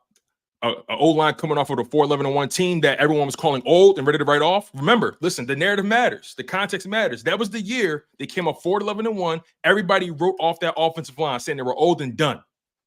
Everybody said that. Boy, Tone, you really have I'm not finished, opened my eyes because no, I'm not finished though. Hold on. So you got Devontae Smith as a rookie. Love it.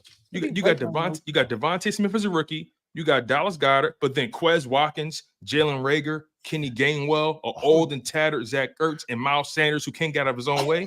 You're comparing that to Deebo Samuel, Brandon Ayuk, Christian McCaffrey, Kyle Shanahan, that whole package. You're comparing those two. Now let me get the Jalen Hurts stats in the midst of all that. For the 7th rounder, last pick in the draft, and let me throw in Jalen Hurts' stats in comparison to. Right, so you have Brock Purdy stats in front of you. So hold on to that. This is the last pick in the NFL draft. Jalen Hurts' first year as a starter, new coach, new everything. First year as a starter, puts up just over 3,900 yards of total offense. He puts up 26 touchdowns total. Remember, he's a dual threat quarterback, so we have to talk about him as such. We can't pick and choose what stats we want to acknowledge. 26 total touchdowns in his first 15 starts. 10 turnovers. 9 interceptions, 1 fumble loss. Went 9-8, got the team to the playoffs, coming off of a 4-11-1 season. So my point is this, right? If we're going to talk about their careers and what each player had to overcome, we got to talk about it. We're going to talk about the last player. You put Brock Purdy, and if they swap situations, we got to keep it 100. Okay, here. You're telling me then Hurts wouldn't have been shit if they didn't add all them pieces. Say it again. Well, Hurts is taking off because you've added AJ, Devontae. Exactly. Yeah, it's called. You got it. Exactly. So he's taking off because of the same way. It's called developing your talent. Taking off. It's called developing your talent. What's the difference? What do you mean? What's the difference? You're comparing their first 15 they starts. Got the same talent. One guy's playing just as well as the other guy. Remember, you said this. You compared their first 15 starts. No, I got it. But Jalen Hurts, when he didn't have all those pieces around him, those were marginal numbers. 31, 44, 16 and 9, 61 completion percentage. You're not winning shit with that. 3,900 in his first year starting. You were 9-8. He got blown out in the playoff game.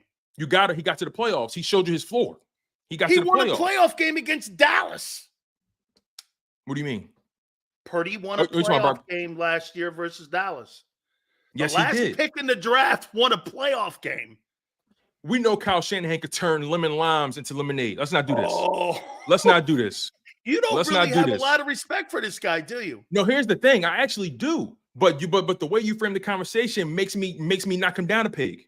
I actually do have respect for him. I have to remind people that at the end of the day, you said it yourself, situations matter. Where you go matters. You know, when you remember, I'm producing your show. I'm listening to you a lot. Hey, wait a minute now. I will give you this on this. I will totally give you this. If Brock Purdy goes to the Jets, it's over. If he went to the Jags, it's over. Okay. Like, I don't mean no disrespect. And again, I'm not trying to disrespect the kid. I'm really not. But the fact of the matter is, where you go matters. The situation you inherit matters. Do you think it mattered for Hurts? Yeah, because here's the thing. When you added A.J. Brown, right? When you added all those pieces, you draft Devontae Smith. When you do that, you're trying to cultivate the talent. You're trying to find out how good is this guy, because we've seen people with talent do nothing. We've seen that. Let's do this. How do you think Jalen would be without A.J. Brown? Well, you know what? I can't do that. I saw him without Lane. I'm not doing that. Okay? I'm not doing that because I saw him win. I don't think Purdy can win without Trent. We've seen it. Okay? Doesn't our defensive scheme match up well with Purdy because he throws to a spot based off of timing? I just think that here's why you don't. Well, here, let me throw this at you, Tom. What do you think is an easier offense? By the way, I love your debate. Oh, yeah, of course. We're having fun. Yeah, it's cool. Yeah, I like this. What do you think is a better defense or better offense and a harder offense to scheme? The Bills or the Niners? The Niners. They have too many things. They have so many moving parts. I think the Niners is hard to scheme because of the players I mentioned. George Kittle, Brandon Ayuk, Deebo Samuel, Christian McCaffrey. You literally have guys that can – you have home run hitters everywhere. You have home run hitters everywhere. How do you cover all those guys with limited people? Because you're going to have – see, here, who has to be more creative on Sunday to get this one? Tony, I want you to – look. Sean Desai has to be the most creative. He has to be most creative. I want to let you know one more time. Yeah. I don't think you're not going to win this game because me and Michael Irvin were talking about it. It's just insane it's where an you uphill are. Battle. It's an uphill battle. I get it. It's insane where you are right now, what you're doing. Improbable. Hey, and I get it, man. There's an intangible. Dude, you're 10-1 because of the kid. You're 10-1 because of Jalen Hurts. No reason. And that's why I can't bet against him. That's why I can't. To a slow start, you'll get beat. I'm with you on that. I'm totally. You know, it's so funny. Everything that you've mentioned, right? You know, about the slow start and everything. I'm with you 100%. You know, the thing is, though, I agree with you in like everything you said. The only part we disagree on is I think they win, though. That's literally the only part we disagree on, because you're right. What's the advantage they have? Home. They're home. I'll be honest travel. With you. I think the link is going to be insane on Sunday. I do too. But nonetheless, they're home. I actually think they have the weather on their side as well. Believe it or not. Well, wait a minute. I think it's supposed to rain. They have the weather on their side when it comes to their run game, which, you know, and something I want to lead into this here with Tone. See, the one thing that I think it's going to be a problem for the Eagles this year in this game is because last year you nullified Fred Warner. You're not going to this year because you don't have the volume of RPOs. How many times did we see Fred Warner do this, waiting for him to make that decision? And it seemed that he was always playing from behind. Well, you're not running those volume of plays like that. He's going to be more of a factor in the run game. That's a fair point. That's a fair point. How many times you watch Fred and you went like this? Holy shit. Fred Warner looked like he was frozen in time. Yeah, I think to your point, they haven't incorporated the RPO, especially in the first half of the season. They've been using it in spots. I think Jalen Hurts is getting healthier, believe it or not. He ran a lot more. He's run a lot more these past couple weeks, especially in the second half of that Chiefs game and the second half of that Bills game. Now, to your point, I strongly believe if the Eagles get off to a slow start, this ain't the game that they're gonna come back from. I mentioned earlier in Sports Take, you were down 10 come out of the second half against the Chiefs. Okay, you won the game. You were down 10 points going into the fourth quarter. you still managed to win the game in overtime. What comes next? You lose by 10 points. You feel me? So this has been a steady progression of playing on the edge. They cannot, and I repeat, they cannot come out down 15, 14 points going into halftime. They can't. They will not win the game. I mentioned this to Rob. They need to be within 3 points, whether they're up or they're down. They need to be within 3 points of the 49ers at halftime. If they're down by 14 points or more, hell, even 13 or 10 points. I'll put you this way, if they're down by 2 possessions in the second half, it's going to be tough sledding. Do you try rattling Purdy early, and do you bring pressure early, or do you situationally bring it? Because don't you want to see if this guy, because one of the things that I've noticed, if you go back and watch the Cleveland game, like I did, I went back last night and watched the Cleveland game, and I watched what Jim Schwartz did. He brought pressure and moved his ass around in the pocket, and that kind of created some indecision, and it made him not have to throw to spots like he likes, apprehensive, have to throw to an open receiver. Right. So to me, I think if you're going to get a shot in here, but I don't know you have a guy to do that with. Like, who's the guy you're bringing on pressure to try to get back there to Purdy? I'm like, who's the guy that does that? Are you going to see? To me, Tone, I would move Reddick around. I would move him like they do Micah Parsons around. I wouldn't just have him come off the weak side edge. Right. I would have him come in the middle of the line. I'd have him move around, and I would have him look for the mismatches like they used to do with Reggie.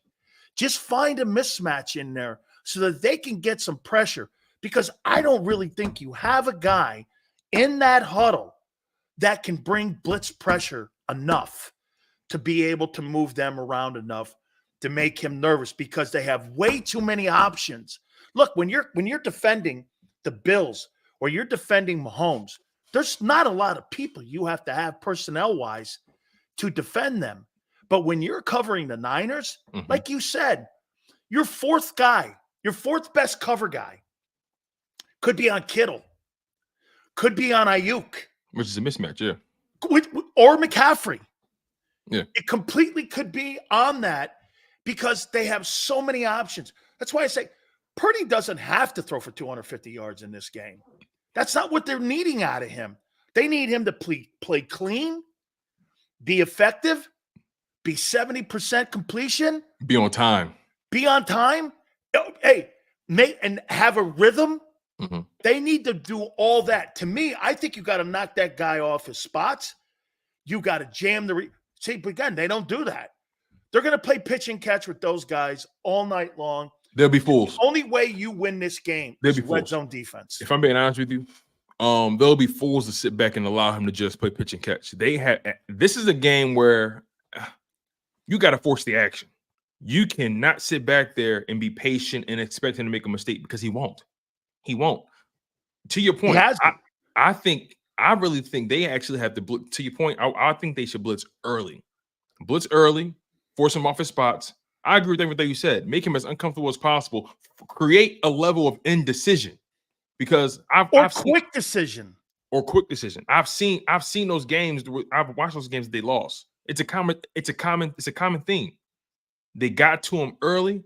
They forced him. They created indecision. They slowed down his clock, or they sped up his clock. There's one interception he threw in that Vikings game, and the reason he threw it is because he was a second late. You create that, Brock Purdy can be had. Again, he's doing Daniel Hunter got pressure on him in that game. Yes. So I actually think you can't just send 5. I would send 6 early. First play of the game. I'm letting them know what time it is. You know what I love what they did against Josh Allen on 3rd and long. They brought the house on him. Yeah, now they got bit a couple times. Quite a few times actually, but still. They made him throw a pick. Right, you planting the seed. That led to points. Yeah. That was a beautiful trap coverage by Bradbury. He felt like he was going deep. He directed the safety to cover him over the top, and he came back down. He baited. That's exactly what they did. So again, I think this is a game where defensively you have to take risk early. I can understand if it's late and you feel like you don't want to, but you got to take risk early. At the end of the day, one touchdown is only 7 points. It's not if they score once, it's not 30 points on you. So and you have a quarterback that you see that can bring you out of danger and get you out of danger. Shit, didn't Jalen have a pick 6 this year and they came back? Was it a Cowboy game? Miami game. Cowboy game. They came back and they won the ball. Yeah. Again, Jalen Hurts is turnovers. I could care less about his turnovers this year. Right. I care about the 5 touchdowns. Do you understand, Tone, what I'm saying to you, that you guys keep talking? I mean, not just you, but all Philly media keep saying the Eagles haven't played their best game. They're never going to play their best game because you're never going to get the best coordinated game.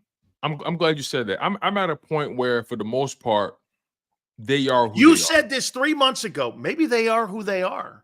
Yeah. And pretty much, I pretty much accepted who they are defensively.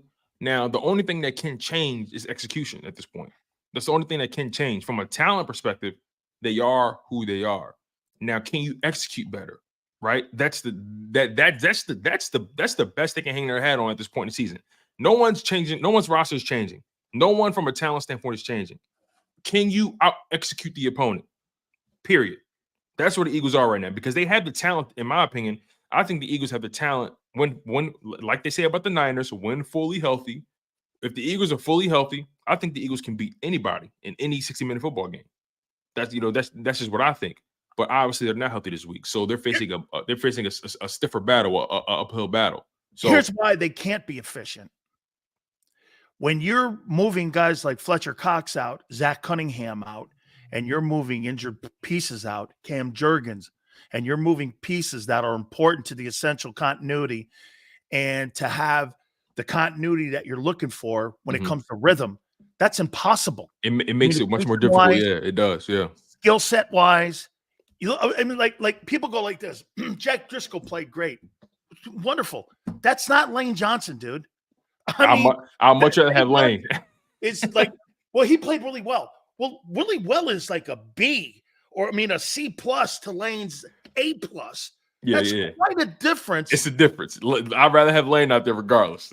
I'd rather roll with Lane. So when I heard people going, hey, Jack Driscoll played well, I'm like, dude, that's a C+ versus a Hall of Famer.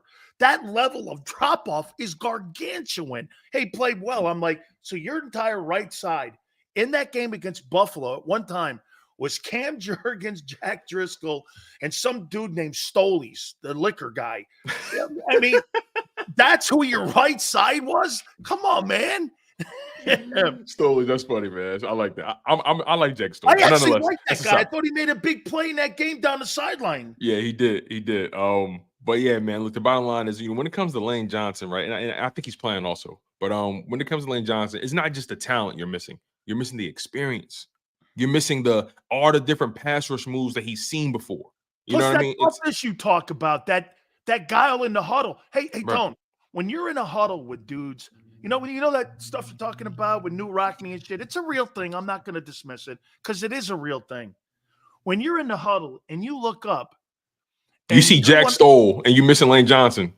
It's not the same vibe. You're looking over and you go, watch this. You're in that huddle and you see Lane and Kelsey and Mulata and Jalen Brown, Devontae. I think Devontae's a tough guy. You look up in that huddle and you go like this, okay, this is a foxhole I'm in. I turn around and look at Jack Stoll, Jalen Rager, Cam Jurgens, Jack Driscoll, and whomever. I'm going like this. Holy shit, man. Where's the white flag, man?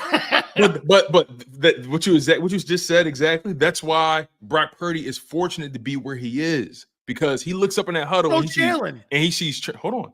That's why in those first 15 starts you mentioned, Brock Purdy is fortunate because he looks up and he sees Trent Williams, he sees Deebo Samuel, Brandon Ayuk, Christian McCaffrey. Okay, all right, I can go to war with these guys. Jalen Hurts on those first 15 starts, he had Devontae Smith, he had Dallas Goedert, okay. Lane. But then you got Jalen Rager, Quez Watkins, like Kenny Gainwell. Like, come on, man, what are we doing? Lane, Mulata, Dickerson. Come on now. Yeah, but at the end of the day, who catches the ball? Who runs the ball? Right? We got to keep in mind. So you're making a point then this guy can't play without them guys.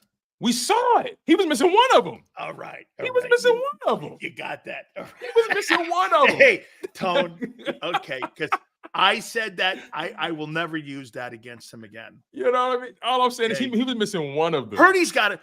Purdy's. But he's good, I'll tell you though. this. He's good, though. Don't you He's good. agree? You don't have to knock Purdy out. I'm gonna make him. Hey, I didn't want to say this to everyone, but I'm gonna say this: you knock Deebo Samuel out of that game, or you knock Ayuk out of the game, or Trent Williams gets injured. I'm gonna be honest with you. I'm more worried One about of those guys go out. How do you think he plays? Listen, I'm more worried about. I listen. Debo's not having a good year at all. People don't want to talk about that though, but he's not. I look more. He's missed a lot of ball though, dude. He's missed. Hold on. Let's make sure we talk about it because we're not just gonna say stuff and it's not accurate. You are fighting for this game on Sunday. You know dog. I am. You know I am. Okay, you are fighting for this game. Debo. All right. So Brock Purdy played in 11 games. So the Niners have played in 11 games. Debo played in 9. He only missed 2. Okay, that's not bad. He only missed 2. So again. Oh, no, wait. What's his rushing? I'm glad you said that too. His rushing yards on the season, Debo only has 138 rushing yards. How about receiving? Receiving, 474. Wow, way down. 1 touchdown. It's got to be Ayuk with the big numbers. Ayuk, listen to this. Deebo Samuel and Ayuk, right? There's only an 11 catch difference. 11 catches. Ayuk has 45 catches, 881 yards, and 5 touchdowns. He's averaging almost 20 yards a catch. That could be problematic. That's going to be problematic, which is why I'm not putting. Is McCaffrey at 38 catches, something like that? McCaffrey has a grand total of 48 catches. 48. And 389 receiving yards. But I'll put it to you like this, right? I'm not putting Bradbury on Ayuk. I'm putting Slay on Ayuk because he can keep up with him stride for stride. Bradbury has to guard Deebo Samuel. And that's the matchup we're all going to be watching because, Bradbury. The slower dude. Say that again? The slower dude. The slower dude, exactly. The slower dude and the more physical guy. That's just how it's going to go. But again, for me, when I watch this game, I'm not looking at Deebo Samuel and Ayuk. Hear me out on this. I'm looking at Kittle and CMC. I think if those two get what they want, the Eagles have a very slim chance of winning this game because they're going to manipulate the part of the field that the Eagles are weakest the most, and that's the middle of the field. CMC is the engine. George Kittle is the coal. You think that's the soft part of the zone of the Eagle defense is more the middle zone, not the deep zone with the safeties. It's more underneath. That guy Ferguson, dude, by the way, that guy Ferguson's turning out to be somebody in Dallas. He's all right. He's looking a lot better than I thought because I didn't think they had a guy there. And first game I saw him was against you guys. And I was like, okay. And I agree with you, Tone. I think the problem on that Eagle team, it was a problem last year covering tight ends. And it's even a bigger problem this year. It still is, and at the end of the day, whether Howie Roseman wants to accept it or not, you need some legit linebackers to at least do something with them safeties. I mean, do something with them tight ends. It just you can't overlook it, But yet he still has. So the fact of the matter is, they have an uphill climb, and I want to always make it clear when I speak about this subject.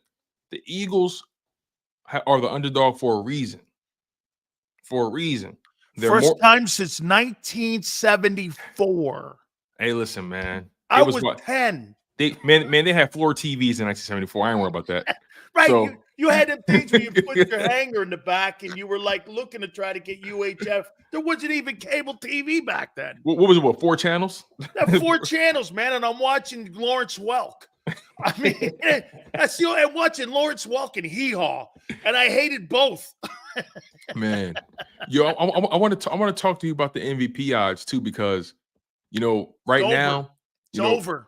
Hear me out. Remember, it's over. You guys always what do you and Philly Godfather always say? The house always wins, right? Yeah. So as of right now, the house has Jalen Hurts in the lead for the MVP voting. The house. Yeah. Right now. Right. Now, where's can Dak? it change? Now, can it? Oh, yeah, Dak is right there. He's behind him. Where did he come from? Who But did also, he play? well, What has he listen. done? Well, listen. If you ask the rest of the world, Dak Prescott been right there the whole time. What has he? Here's the No, problem, though. I'm with you. Here's He had the a good game problem last with night, your though. He had a good argument game here last of night. Listen, why- I'm not going to slide him. He had a good game last night. He had a good game last night. Okay, against a 6-6 Seattle team that you said, and looks like I'm glad you said that. You Thank said you. a 5-game losing streak. Thank you. I baited you Okay? on that one. I So wait a appreciate you minute. for that. This Thank is you. like talking about a team that's ranked in college football at the beginning of the year 4th, and by the end of the year they're 4-8, and you're like, well, wait a minute, they weren't really 4th, and you're like, well, so why? I'm going to give you extra credit for a 6-6 Seahawks team? Hey, I'm with you on that. But he's second now with his, what was it, 299 and 3 passing touchdowns. He was just so he was wheeling and dealing last night. That got to make Eagle guy just absolutely throw up when someone hears that bullshit. I listen to everyone. Oh, Dak 29 for 41, 299, 3 touchdowns, 25 yards of carrying the ball. Lamb was amazing. 12 catches, 116. What a game by Dak. Now he's second in the MVP voting, having played nobody. You guys has beaten 1 minute for game. Tua. Dak. Dude, you beat Dak and he got the Player of the Month award.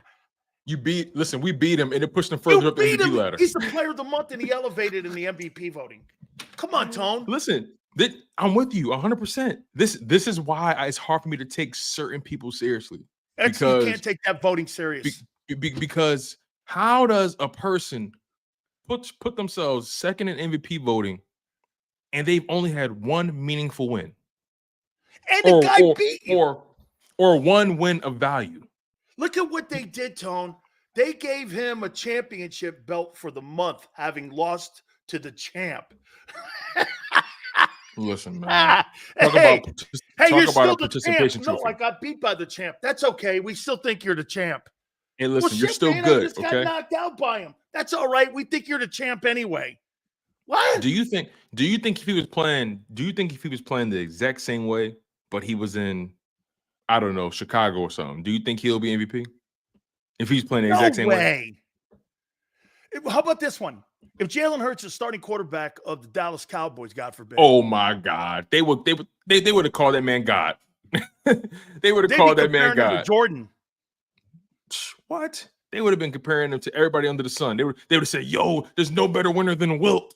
Like what? Like, come on, man. You gotta relax, man. Hey, man, this guy's Bill Russell and Wilt all in one. Listen, imagine Brock Purdy in Dallas. Oh God, and being white, shit. They would have said the Great White Hope. Holy God, they'd be calling the next Staubach. Yeah, you're right. They'd be calling it. They'd be like, he's better than Romo. He's better. He's better than Aikman. You know what? Here would be the narrative if Purdy was in Dallas. It'd be the Dallas Cowboys and Jerry Jones finds a gem like Belichick found Tom Brady in the 6th. They find Purdy in the 7th. Nobody gave him anything except the Cowboys and the evaluation of Jerry Jones. Jerry elevated him. Now look at him. He is winning games at a clip you've never seen. By the way, he is actually 13-3.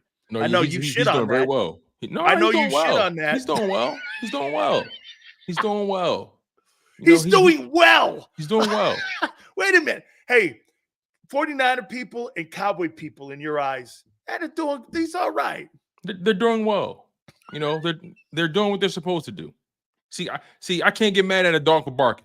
You know what I mean? Like they're doing what they're supposed to do. They're supposed to campaign for their guys. They're supposed to, jump out the window for Dak's meaningless stats. I get it. Hell, see the little ad in there? But I'll tell you what the Cowboys are doing. They're doing two things that kind of, one that they don't do what the Eagles do, one they do. They're kicking the shit out of shitty teams, but they're losing to good teams. Mm-hmm. And the Eagles beat the good teams and kill the shitty teams. Okay? And that's been a theme, and that's why, Tone, again, you can't do what you're doing on Sunday. You can't. I don't believe it. This would be a real life Rocky win. I understand. Music played Monday. I if that completely thing, I want understand. the Rocky music played Monday. If that Oh. thing goes down like that. Well, listen, I don't want to get the show copyrighted, so I don't want us to get knocked off I YouTube. forgot about that. But to your point though, Okay, I'll sing it. I understand. I completely understand why you feel the way you feel, my friend, and I do not dispute why you should feel the way you I feel. still think you're better though. No, and I believe you believe that too. I You completely. know what I mean? So I completely understand you. I'm not going to jump out the window like some people in the chat and just kill you. What you're saying makes sense. But let's be honest, when you watch Rocky, it never makes sense. It just is.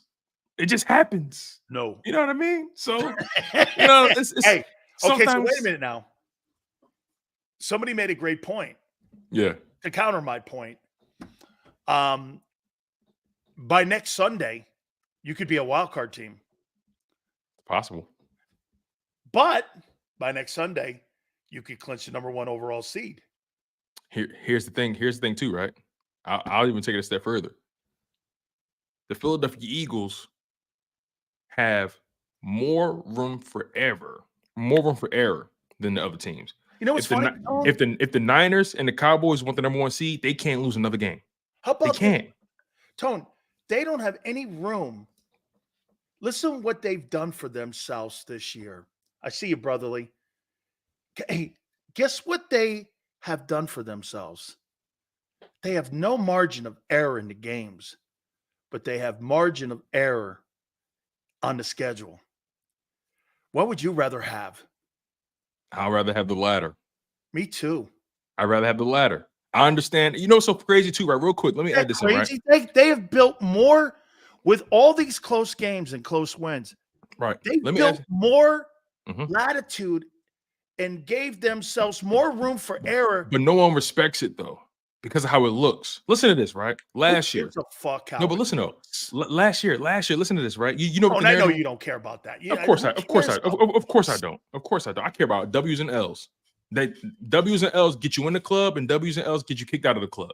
So what I'm saying is this, right? Last year, what was the narrative? Well, they haven't beaten anybody, or they haven't been in any close games. They haven't been tested.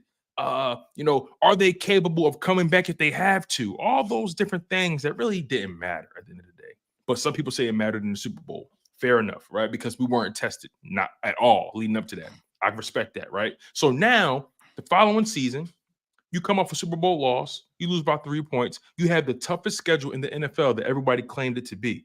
You're going through the toughest stretch in football that everybody claimed it to be, right?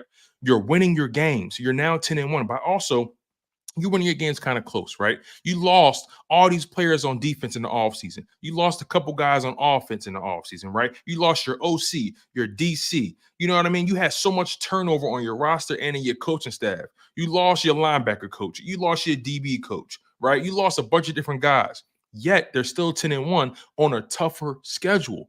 They're beating teams. Sure, it's closer. Sure, the margin of error is slimmer, but they're winning the games. So what's the excuse now? They're more impressive this year than they were a year ago. You know what they're saying now? You know what they're saying now? They're saying, well, they haven't blown anybody out yet. What? LJ, you're right, LJ. Because of conference losses, the Eagles would only have 2 conference losses, and the Cowboys would have 3. So you're right. I wanted to just hit that. Oh, yeah, that's a good point. Yeah, but great pull, LJ. Great pull. Yeah, because then he's right. The losses would be, if they lose to the Cowboys and the Niners, the losses would be the same, but they'd only have 2 losses in the NFC. Right, exactly. So because they lost to the Jets. Right. So for me, it's just like, why when it comes to the Eagles, they stay moving the goalposts. Well, you didn't have a close game last year. How battle tested are you this year? Okay, you haven't blown anybody out. Too many close games. What more do you want from me? How about this, Tone? They lose that game Sunday. Do they call you frauds on Monday? They'll try to. No. They'll try. Yeah, they'll try. They'll try. I don't. And by the way, hey, I do not subscribe to that. There's nothing fraudulent about that organization. See, Howie's bullshit and Nick stuff, that's different. There's nothing fraudulent about the way they win games and the way they play games and the way they fight for games and the way they are there for games every single game. I've never seen them not show up. I've seen teams, and it's maybe that's the common thing here, Tone, that's just not really normal, is that I see teams 1 week, you just go like this. Damn, what the hell happened? That team just fell off. Like when the Jags got blown out by the Niners, I was really disappointed. I was disappointed. It shocked me they got crushed like that. Yeah, if they would have lost like 38-35, I'm like, okay, but it legitimately. Or how about when Detroit got crushed by the Ravens? Yeah, another example. It truly shocked. See, here's the thing, right? When people say, well, they're beating all these teams by slim margins, I would be like, okay, I would understand your point if they were only beating the bad teams by slim margins, and then all of a sudden when they face a good team, they lose. I would understand you at that point. But they've been so consistent in terms of how they're winning games this year. No matter if it's a great team, a mediocre team, or a terrible team. What does that tell you? They've been consistent. What does that tell you, though? Everybody gets the same ass whooping. It'll make a difference. Okay. I bring the same belt. Here's what it tells me. There's two things. The Eagles don't lower their standards, and the bad teams raise their standards. I like that. Okay. And that's why you get a Super Bowl every Sunday from the opposing team. Look, man, every team. The shitty team. You think that, do we agree that the Jets' best game, it ain't Buffalo. It's beating Philly. I would agree. Yeah, I would agree with that. Beating Buffalo, they're 6-6. I would agree with that for sure. Beat a 10-1. Dude, that win probably saves Robert Saleh his job. Listen, that win brought Zach Wilson like 3 more weeks, didn't it? Brought him like 3 or 4 more weeks. So, the fact of the matter is, look, I've realized this already. When it comes to the Eagles, they're going to constantly change the rules. They're going to constantly move the goalposts. It's okay though. I've accepted it at this point. Now I'm just trying to win games. I'm done. I'm done with them trying to impress people now. Just win the game. All right, let me ask you this. Okay. Yeah.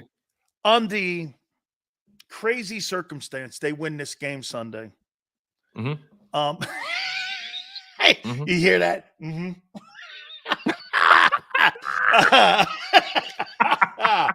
Oh, man, I love this, man. Hey, what is the key, in your opinion, on how they have to play this game? I don't think, like you said, the thing we said earlier, they can't allow San Francisco to get a fast start. If they're not going to be a fast start, you can't let San Francisco, because San Francisco in the Jags game and in the Cowboy game, they got off to great starts. Fast, the first half, and they put those teams away early. Okay?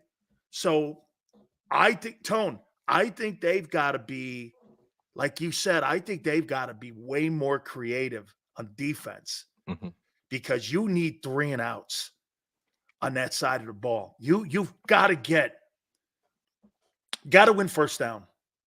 Got to win first down. Too often they've been losing first down.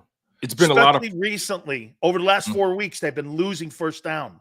Yep. And I think that's because of the amount of passes and tight end success. Yep. And then in the second half, all of a sudden, first down efficiency got better. So to your point, right? What do they need to do? I know a lot of people aren't really talking about this, but me and Rob brought this up earlier. I think DeAndre Swift has to get involved early. You got to get Swift involved early. Create another person that they have to account for. No matter what, they're always going to pay attention to AJ. They're always going to pay attention to Devontae Smith. They always will. But you have to create another option on that field that they legitimately have to game plan for and account for.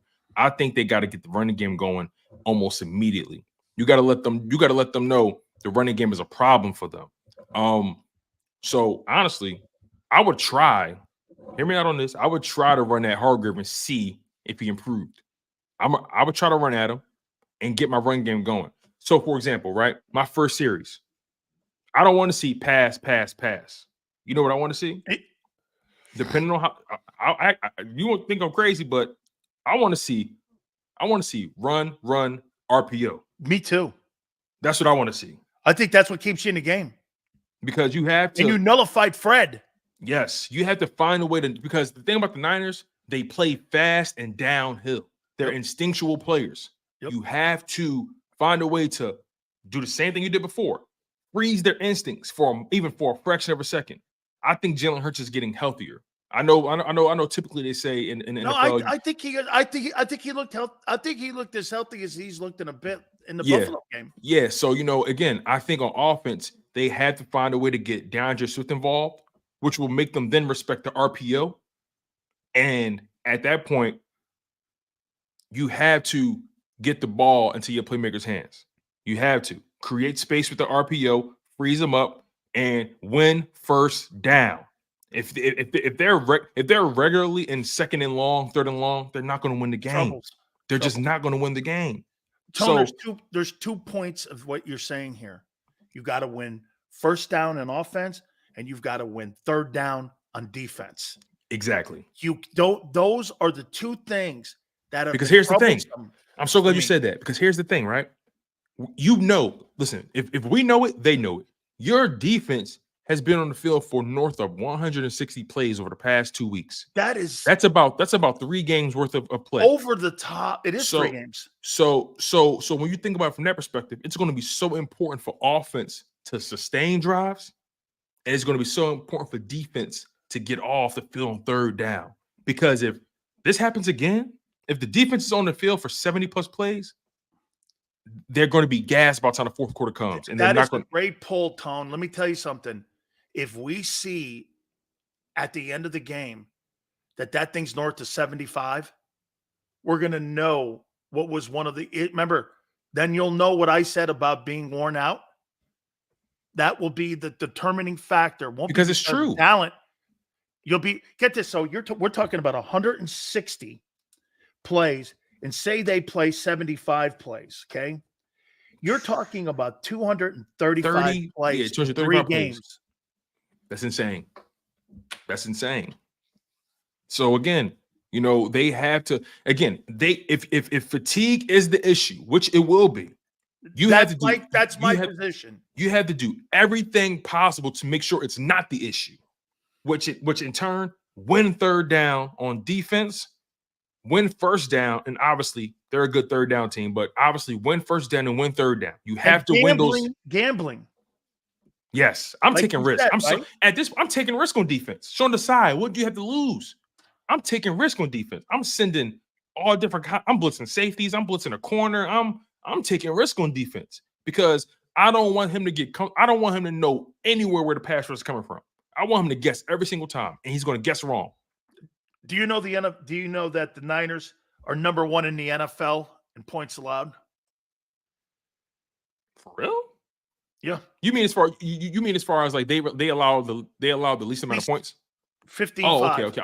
Oh, okay. I was about to say, damn, wait, like I thought they were good. But anyway, no, they're averaging it's the same as the Eagles, 28-2. I hear. They're fifth in points scored, and they're first in points allowed.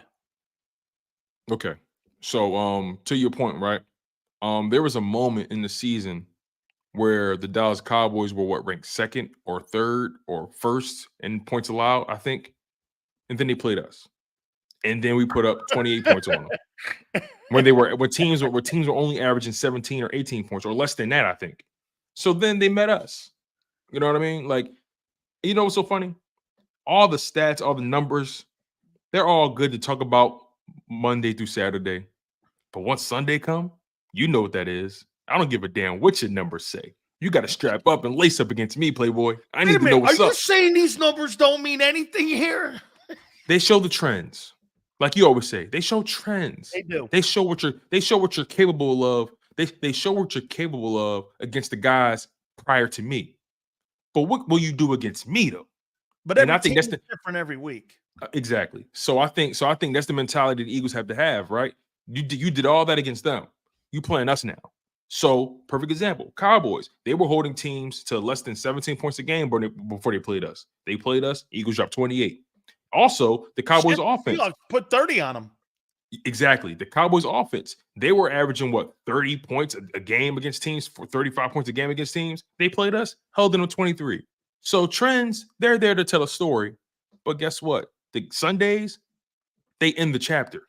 So we're gonna have some fun on Sunday, man. Regardless of what goes down, we're gonna have some fun. Have they released the injury report? I've been checking for it, and I haven't quite seen it yet. I'm gonna refresh the page. Let me see, because I've been checking for it. because that's going to be a major, major conversation for Sunday on how this thing is going to be played out. And I think the direction, because I think your game plan. All right, here we go. We got something. Okay, here we go, folks. Breaking All right. news. Here we go. Here's the injury report. All right, so this is what I'll do. As a matter of fact, let's make this much easier for everybody involved. Let's do this. We're going to make sure that we all can see this to make sure we're all on the same page here, okay? So this is where we are. Injury report.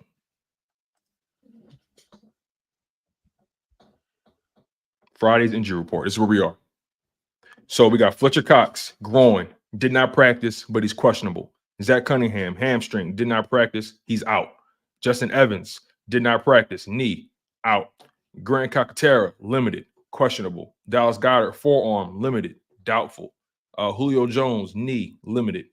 A.J. Brown, thigh, full practice. Jordan Davis, hamstring, full practice. Lane Johnson, groin, full practice. Devontae Smith, knee, full practice. DeAndre Swift, ankle, full practice. Milton Williams, concussion, full practice. So Fletcher Cox is going to be a game time decision. That's what that tells me. And you see, you know what those lines mean. Go up a little higher. Sorry about that. No, that's okay. No, I want to see what those lines. They didn't list. Okay, here it is. The line. Here it is right here. Not listed. Yeah. Not listed. That's what that means. Okay. Not listed. Okay, good. Not listed. Good. Okay, So, because sometimes there'll be notes Right. Exactly. that you'll have on that side of the injury report. So this is where we are on Friday. Fletcher Cox, he's questionable. So I think this is going to be one of those lane situations. How does he feel on game day? If he feels good, he laces up. If not, hey, listen, Jordan Davis, Jalen Carter, it's time for y'all to prove why y'all the future. So Lane's playing. If I have a right tackle that has a groin injury and he's a fatigued guy right now, what would be the number one thing that I would try to accomplish? What's better on a groin is run blocking. Run blocking helps a guy like Lane more than pass protection, not sliding the front. So what you're going to have to get from Kelsey's got to look out for him. So when he makes his line calls, if I were the 49ers and I were Steve Wilkes, I would put as many people like Chase Young and as many people as I can to run him wide and put him in a wide 9 to try to get him out on That's why we just said this, Tone. If for you to be successful and to protect Lane, you have got to win first down, because what you'll do with Lane coming off of a groin injury and still nursing a groin injury, you'll put him in a wide 7 or 9 and you will run games off him. You might even put Boza and Young on him, knowing full well you don't have Dallas Goedert yet. Okay, so you'll see if that kid can pick him up, and Cam Jurgens, and you'll test the injury out right away. So you got to win first down. You got to protect him. Jason's excellent at it. This is part of the game plan too, Tone. You see, you got injured guys. If you want to win the game, okay, you could take that down now if you want. I got you. Hey, if you want to win the game, Tone, what you also have to do is protect your guys. Agreed. And does that limit now your game plan? Actually, I'm willing to argue it leans more so into what our strengths are, because too so often you're saying this, it could actually force you into doing what you're supposed to do that you don't want to do, that you're best at. Exactly. See, here, I ain't gonna lie, this has been my problem with the Philadelphia Eagles over the past couple seasons, right? They've been dominant, they've been talented, but why are we trying so hard to just be us? Be us. We're a physical team. We run the ball. We got the RPO going. Be us. Because they think Jalen can be more than what he was and I think he can as well. They believe that he's going to be like Russell Wilson. And I think he is too. I think he can be just as good as well, if not better. But the thing is, though, I feel like they're not mixing it in as much. I feel like they're trying too hard to lean one way instead of okay, put it this way. Instead An of experienced coordinator. Instead of expanding it, I feel like they're trying to just change it. And it's like, no, like you can still do the RPO thing and still have him drop back and deliver from the pocket. You know what I mean? Like I just feel like, because what happens is that RPO keeps defenses off balance. You force them to make you turn the whole defense into decision makers. You force them to go laterally instead of going forward the way they want to. You play with their vision. You play with their eyes. This offense can be so much more creative and dynamic if they really weaved in the RPO a lot better with what they're trying to grow into. Who has the advantage in coaching on Sunday? Unfortunately, as much as I hate to say this, Kyle, okay, I'll put it this way. Kyle Shanahan has the advantage from a play calling perspective. And health. But oh yeah, well, I mean, yeah, but we're talking about their coaching, right? So okay. Yeah, so okay. We'll just hang there. But yes, from a play calling perspective, Kyle Shanahan has the advantage for sure. But from a game management perspective, I'm giving it to Nick Sirianni. And I can't help but remember, you know how you always talk about that so you that give catch? him credit for Jalen's game management. Do I give Sirianni credit for Jalen's game Why management? would you do that? No. I'm talking about managing situations. So for example, right? Perfect example. Remember the catch Devontae Smith caught last year in the playoffs? And obviously it wasn't a catch. We all knew that. But it was called a catch. That's on the refs, not the Eagles. Not just the refs. Kyle Shanahan could have threw the flag. He could have challenged it. He decided not to. There are just moments in Kyle Shanahan's career where he's so locked in on the play calling and the offense, he's not reading the game, and he's mismanaging timeouts, or he's not challenging things that should be challenged. I think he's overhyped. I don't trust him in certain situations.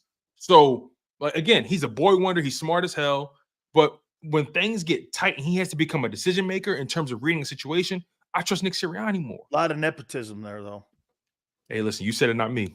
I just think I look at him and every time it seems to be nut cutting time.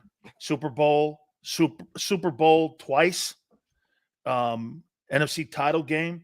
You know, that whole thing. Let me tell you what I look at that when Reddick kicked Purdy last year in the NFC. Perfect example. There's no way you let that happen. Yeah, you know how you let it happen? Is because you're so focused on getting guys open that you're not respecting the opposing team's talents and how hot a guy is or what a guy is about. And knowing that guy was coming, that guy came on like a thunderbolt from week 8 on. And when he got into the postseason, he was a missile. It didn't stop. And you let that guy come off the corner like that, that was totally coaching. That was a miscalculation of – you let the best pass rusher. Did you see that game last night, the end of the game, when the Seahawks? I'm so glad you brought that up. And the Seahawks let Micah Parsons unblocked, and I'm gonna he be honest. hit him. I think this. You know what I thought of? I thought of Reddick. I was like this. Right there is a fundamental problem that you have with coordinators sometimes, that they get so over their skis that you let the best pass rushers in the NFL and you leave them unblocked. You know what I would have did if I was them? Why would you have done? I would have rolled them at least. You know, I would have either did that, or you know what I would have. You know what I would have did? I would have went max protect, and I'm trusting. I would have went max protection, and I'm trusting my 2 best receivers to get open. DK was killing them. DK was killing Bland. I'm going max protection, and I'm trusting my 2 or 3 best receivers to get open. Simple, because you need that 4th down. All you need is one guy to get light. Just get daylight. DK was cooking them. But no. But that's the problem sometimes with certain of these coaches, man. Like they fall so in love Kyle with Shanahan and what that coordinator did last night. When I watched that final play, I'm like, so you let Micah Parsons loose? There's no way you do. With no pad, no untouched. chip, no nothing. You just let nothing. him run at you. What would you expect? That was a freebie. That was the easiest pass rush of the day for him. The easiest. Dude, that was the easiest pass rush since I saw Michael Strahan tap Brett Favre on the hat to break the record for the all-time single-season sack record. I mean, that was that right. It was there obnoxious. It was obnoxious. That's it was coaching. obnoxious. Yes, and those are the moments I look at Kyle Shanahan like, you're this boy wonder, but you have these quirks about you that I can't trust. That Super Bowl, did you see him go nut up and when they were up 28-0? All of a sudden, the 3-and-out started coming. Brady started making plays. Edelman across the middle. When Edelman caught that pass across the middle, it was 28-7. I said, no. And then it got 28-7, 14. I said, they're going to win this thing. Because you know what they did? 3-and-out, 3-and-out, 3-and-out. He is so conservative. I'm going to tell you something that I think this could play out in this game as well. And you know what Jalen can do? Dude, like you said, if they're down 7 in the fourth, you're going to win it, because I don't think Shanahan he gets tight. knows how to manage that clock well enough. He gets tight. At the end of games, he's too tight. Think about this, right? In You all know their games he'll this be year, annihilated if he has the lead going into the fourth and against a wounded Duck, that whole wounded team comes back and beats you. Get this, the narrative will be Shanahan is overrated. Unfortunately, that plays against Philly, but I'm going to tell you, dude, that guy in tight situations doesn't have an experienced quarterback like Hurts. You know why Hurts can get over some of Sirianni's conservative play calling, like the Super Bowl or some of the games where he walks off the field? Is because Hurts' mentality. I think Hurts' mentality is wearing off on Nick, actually, not the vice versa. I don't think Nick Sirianni's instilled anything, any kind of confidence in Jalen Hurts. He was put in that starting role by Howie. He was drafted by Howie. That offense is built around him by Howie. And that's why his confidence, the organization has confidence in Jalen Hurts. Nick's coming along for a ride. Here's the thing, right? Kyle Shanahan, what's his record when his team is either tied, down by 8 or more? What's his record in the fourth quarter? Brutal, like 3-29 or some shit. I'm gonna find this. He doesn't have a very good record when he's got to come. Listen to this. Kyle Shanahan and the 49ers are 0-36 when trailing by 8 or more points in the fourth quarter. You get them in the fourth. That includes the regular season and the playoffs. Do you think that's an accident? That's a trend. That's a trend. No, that's who you are. That's who you are. That tells me you have no clutch or comeback gene in your body. 0-36. 0-36 when down by 8 or more. That's only a touchdown. That's not my head coach. I can't. But I'm supposed to. That's but I'm supposed to think. Shit. Which is why, think about their games all year, right? Real quick before we get out of here. Think about their games all year. They either blow you out or they lose. Think about that. They either blow you out or they lose. I'll tell you this right now. They're not blowing Philly out on Sunday. 36. You think Jalen Hurts letting them get blown out? No. Hell no. That's why I said 25-22. The Niners either blow you out or they lose. It's no in between. The Cowboys, either they blow you out or they lose. It's no in between. How can I trust that? Can't. I can't trust you late. Can't. I can't trust you late in games. I can't trust you late. The sphincter muscle tightens up, dog. You know what? Look, if sphincter muscle, man, I can't get a nail through that sumbitch. I'm looking in that thing in there, man. I can't drive a nail in that thing. Wait, holy cow, this guy's playing a swinette and I can't get a nail in the sphincter. What's up with that? What's your prediction for this game again? 25-22 49ers. 25-22. What do you got? I got Eagles winning 28-27. 28-27. It's going to be a battle. Will it be a last possession game? Yes. I got the Eagles. Wait a minute. So you got Hurts wearing a cape at the end of the game. I got Hurts driving down the field for a game. All right, so listen to this.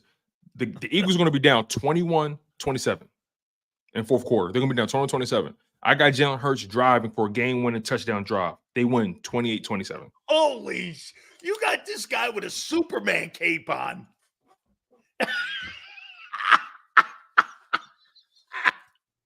This guy's gonna Hey, beat hey, Kane too. Hey, listen. Clark Kent is nowhere to be found, baby. Holy cow! Clark Kent is nowhere to be found. This guy's gonna pull his cape off. He's gonna put his helmet on. He's gonna just stroll out there, and he's gonna look around like Joe Montana did in the Super Bowl and go, "Hey, look, there's Bradley Cooper. Let's go score a touchdown." You know, that's what Montana did, right? Hey, listen, Sills. You ever hear the story? It goes like this. Everybody was all nervous in the Super Bowl, and they were down on a last-minute drive with 1:42 left in the game. Everyone was all nervous. They got a legal procedure penalty. They're back 90 yards away from pay dirt with 1:38. Montana's sitting there right before the TV came back, and John Candy was standing on the sidelines, and Montana looks over at his entire unit and goes, "Hey, look at that. There's John Candy. 1:30 left in the game. Takes the team down to win the 4th Super Bowl." What? that's like Jalen Hurts saying, "Oh, shoot, it's Will Smith. All right, let's go." Hike. You know who he hit? He hit Queez Watkins. He hit this guy John Taylor. He didn't hit Rice for the game winner. Right. That was that his first Super Bowl or his second? That was his 4th. Oh, his 4th. My bad. That's his 4th. Okay. Yeah. Do you want to hear something about Montana Super Bowls? Montana was 135 quarterback ranking, 13 touchdowns and no picks. That's insane. That's dominance right there. Listen, Sills, let me tell you this real quick. Let me tell you this, right? You know, I go hard for the Eagles so much because I'm gonna be honest with you. The Eagles do a hell of a job with their media team. Their YouTube programming. When the show's over, I'm gonna send you something. Okay. And I just want you to watch it. Okay. Because you're gonna understand why you feel why I feel the way I feel about them. Honey, I know why you love your Eagles. You're a Philly guy. It's more than that, though. The way they craft, the way the Philadelphia Eagles media team, the way they craft narratives and like it's like a 15-minute video. That's all. I'm going to send it to you. Do you think this is a breakout game for Hurts on Sunday? I think not a breakout game, but not a breakout. But I think he plays a clean game. I think he plays a clean game. I actually think he won't. It's a statement game that people were going to remember this thing by, like you did in that Bills drive. Oh yeah. Definitely. It'll be the 4th. Well, I don't know if you count. Yeah, it'll be the 4th statement game in a row. So, yeah, I think so. It sells. It's 4 in a row. What do you come? I'm losing count here. I'm losing count. Tone, great stuff, man. I mean, definitely. So what you have 28-27. 28-27. Lock me in with that. 28-27. The Eagles are going to be down 21-27 going into the 4th. Jalen Hurts leads a game-winning drive. With how much time on the clock? Let me guess. 18 seconds? Nah, that's too low. No, that's too low. Minute 14? He's gonna have. Will it be under the 2 minute? Will it be under the 2 minute warning? Or over the 2 minute warning? It'll be at the 2 minute and 30 second mark around there. Right before the 2 minute warning. They're going to have the 2 minute warning. They're going to have 2 timeouts. They're going to have 2 timeouts and a 2 minute warning. Holy shit! You've envisioned this already. You must have dreamed this on Monday. It's called manifestation, baby. Manifestation. Dream it, think it, will it. That's Jordan where you are, right? I'm Jordan Belfort, baby. And by the way, that guy Blaine got exposed last night. It started with Devontae Smith. I think that defense got exposed last night. It started with Devontae Smith. Devontae Smith smoked his ass when they played him. Man, I think that guy's in for a little bit of a tough game next week against the Eagles. Tone, great stuff as always, man. Yes, sir, man. I'm going to send you that video when we get off, man. I want you to watch it. I want you to watch it, and then we'll talk about it. All right. Can't wait. This is going to be a lot of fun, friends. I cannot wait for this here, man. Hey, our good friends, the month of December is here. Happy holidays to everybody. We look forward to you going to all of our favorite places at Hooters, from Rhode Island all the way down through New Jersey, down through King of Prussia. We so thank you guys. Again, all the great specials that we have, lunch specials Monday through Friday, 11:30 to 3 p.m. Happy hours Monday through Friday, 4 to 6, $6, 6 items. Try to fried pickles. Military Mondays, 20% off. Wing Wednesdays, $19.83. Kids eat for free on Saturdays. Just a great time. Watch your favorite football, college football tonight too, by the way, and also your NFL football on Sundays and Monday. We so appreciate everybody there. NortheastTutors.com. That's NortheastTutors.com. Philly Godfather, baby. 5:30 Eastern. How you doing?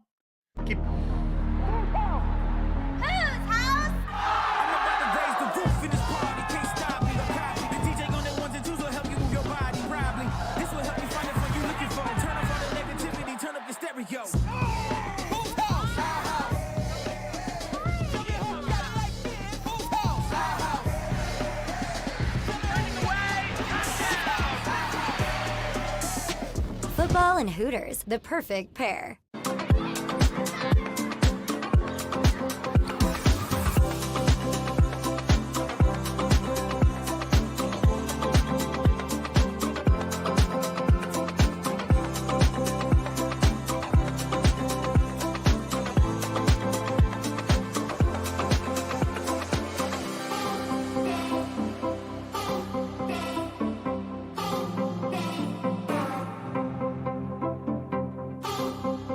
If you own a company and you're not producing a podcast, you're missing out. The public consumes messaging when they're ready. Join the professional podcast network of companies and let JAKIB Media Partners put you in the podcast arena. Come to our professional studio or we'll come to your place of business and professionally produce your company podcast. Call JAKIB Media right now at 267-261-3428. 267-261-3428.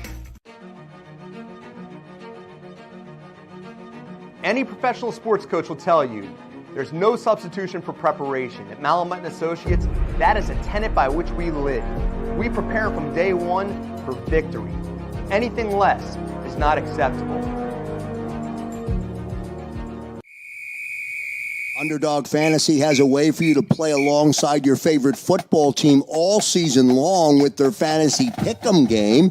You pick between 2 to 5 players, select whether they'll go higher or lower on one of their stats, then do what you usually do on a Sunday, watch the games.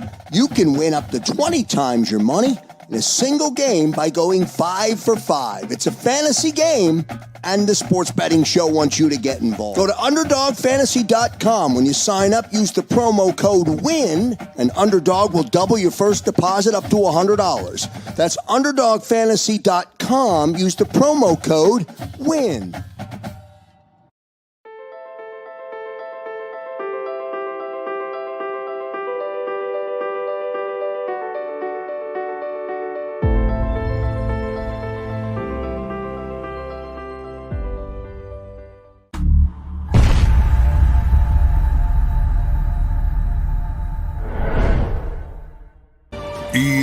EAGLES, Eagles.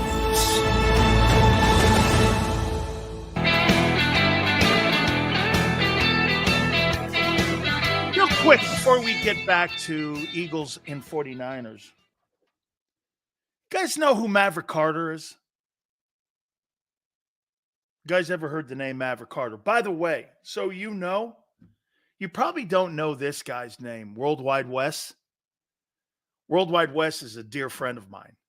I've known him since my college days at Miami. And he used to hang out with us down at the University of Miami. You guys ever hear of Worldwide Wes? Okay. Do you know who that is? Have you ever heard of it? You ever heard of Wesley? LeBron's business manager, Maverick Carter. Okay.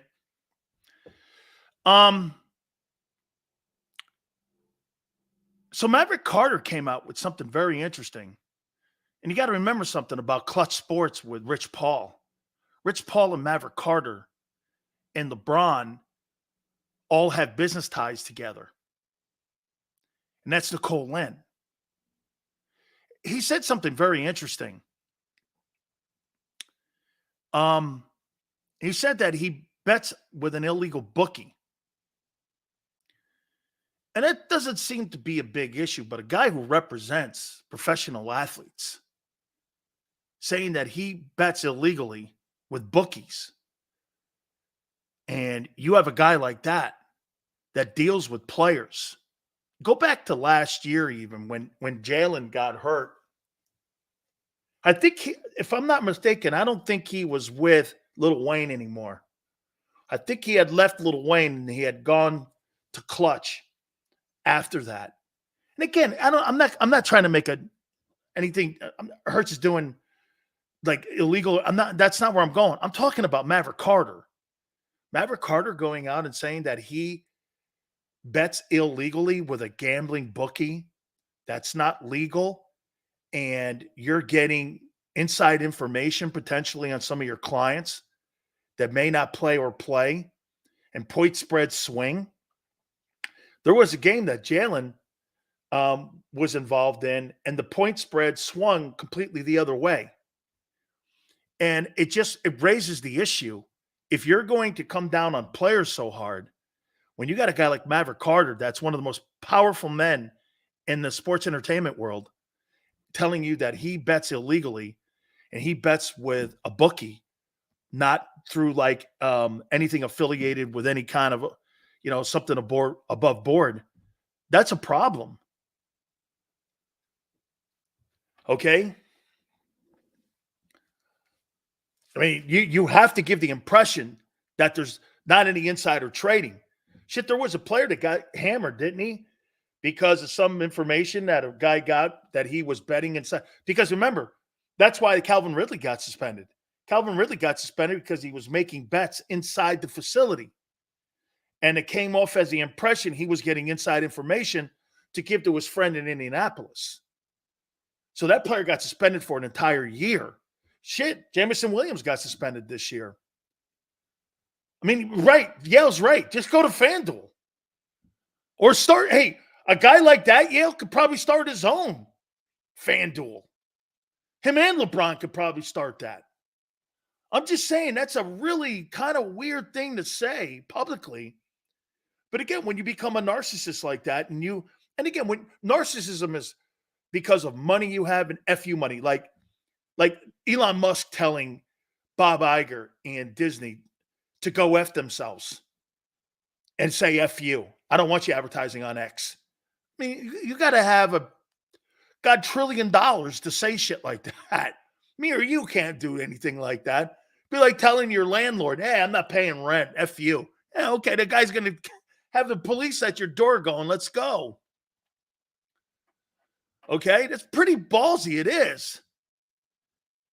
It's pretty ballsy to make it a public comment and to make it known that you bet with a bookie. Okay? Hey, man, I watched, Nathan, I watched that Elon Musk video of him being interviewed. Bob Iger was on right before him. He basically told Disney to go F themselves. Hey, you know one thing I can't understand about America and how they look at Elon Musk? So the guy builds electric cars. He sells more electric cars in America than all the electric car companies combined. And all the companies combined. He's doing more for the greenhouse effect and for like pollution. And he's trying to protect free speech. And people hate him. You know what they hate about him? His control. And they can't take credit for him. One side or the other can't take credit for Elon Musk. They can't take credit for him. See, government people control you by your social security number. Elon Musk you can't control him. This guy's got that satellite link. He's got countries that want to come to him to use that satellite link. You know, he has no patents on anything he does with SpaceX or with Tesla. Okay? He has no trademarks. It's there for everyone. His technology is so far advanced, they can't duplicate it. That Starlink, it's the best satellite system in the world. And get this, there's not one patent on it.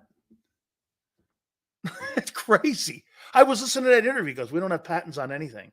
It's open for everyone. We're the only company on the planet that doesn't have patents on our own work. Can you name another one?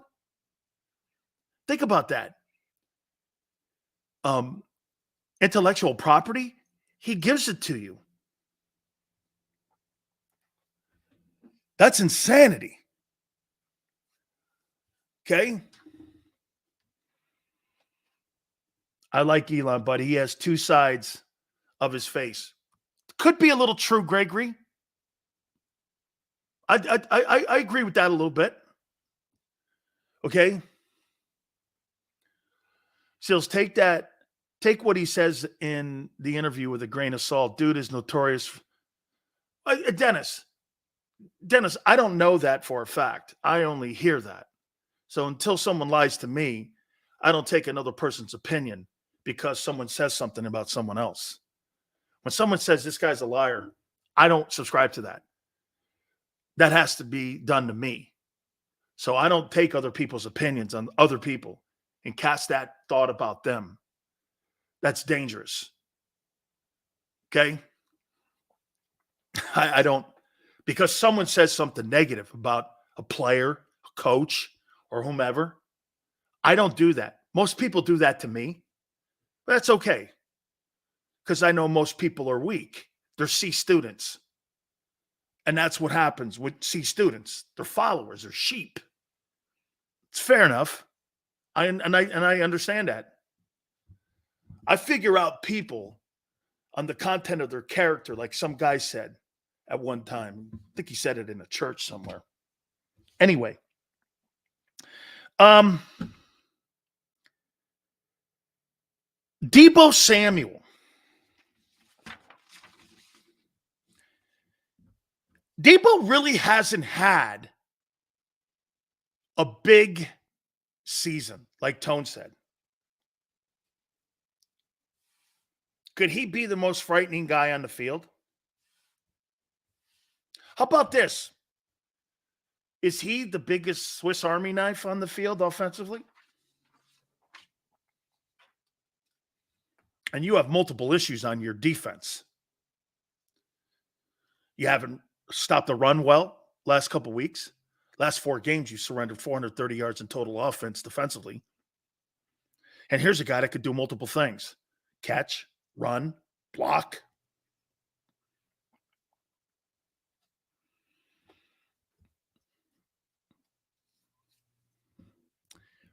McCaffrey could be a decoy in this game to get him open. To get him. Have you seen his? Hey, you think AJ's big? Have you seen Deebo Samuel? He's kind of like DK Metcalf, not quite as big as that. Look at old Keon coming to the rescue. He hasn't done all year. Gabe Davis did neither, too, and he ate you up. Isn't it funny how Keon is king at content? Gabe Davis had done nothing all season long. All season long. He got into the game against the Eagles, had his best season, or had his best game of the year. Someone goes, Deebo's not DK. It's funny, he makes $20 million. He makes as much money as AJ.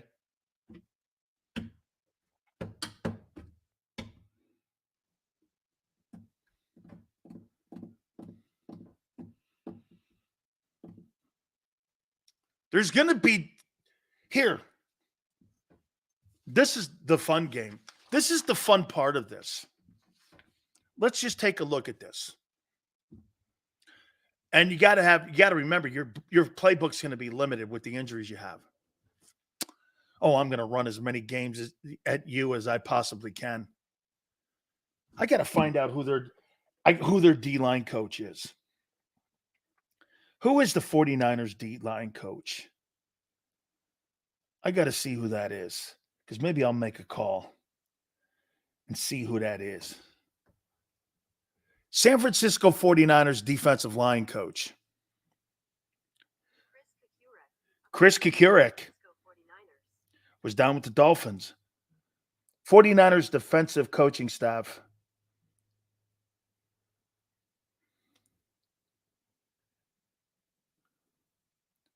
Holy cow, they got Chris Forster. Hey, wait a minute. Hey, Tone. You ready for this one? You guys know who this is? This is for the Philly crowd. Just do me a favor. Google this guy. I don't think anybody knows this right now. Hey, Yale. It's Steve Wilkes, Yale. Google this guy.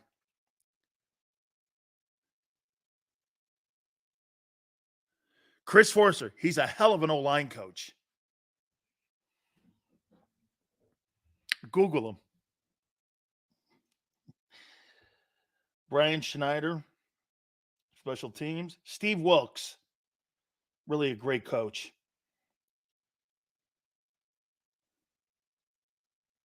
Brian Greasy's on that staff. I'm going to call Leonard Hankerson, wide receivers, University of Miami. Absolutely, got to call him. Leonard's a dear friend. I helped recruit him. Absolutely, I got a guy into this coaching staff. That's what I'll do. Leonard Hankerson. I got to see how they're going to move those wide receivers around. He's the run coordinator. I love Dan with his takes. We call Hurts a superstar that made it to the Super Bowl with a young coaching staff compared to San Francisco coaches that been there since dinosaurs. And Jimmy Garoppolo got to the Super Bowl. Joe Flacco. A substitute teacher in Nick Foles. Come on, man. Oh yeah, no. Hey, I just make some calls. That's all. Oh my God, Ray. Hey, Tone, look at what Ray said. Okay. Todd Pinkston. Oh, like it. Hey, look at what Ray said. Forster has a video of him snorting coke in the coach's office. The Dolphins fired him. They fired him for that. I think somebody posted it. He's a really good O-line coach, though, man. He really is. So, hey, Philly fans, hey, Tone, do Philly fans pull like shit from your bio like they do down at Cameron Indoor? And they just start bringing shit out from, your personal life? And do they bark it like in the stands? And maybe that's why the Bills guys got a little bit upset. Do they do that at the link? Okay. Hey, do they do that? Oh, yes. We are always a demon. Look at Neil. Okay, so, oh my God. So they're going to be calling this guy a cokehead. Oh my, this has ever, dear God, thank you for the content. I cannot thank you. This is insane. This is insane. Oh my God. I got a cokehead O-line coach. By the way, that's fact. There's a video of it on the internet. Chris is now my favorite.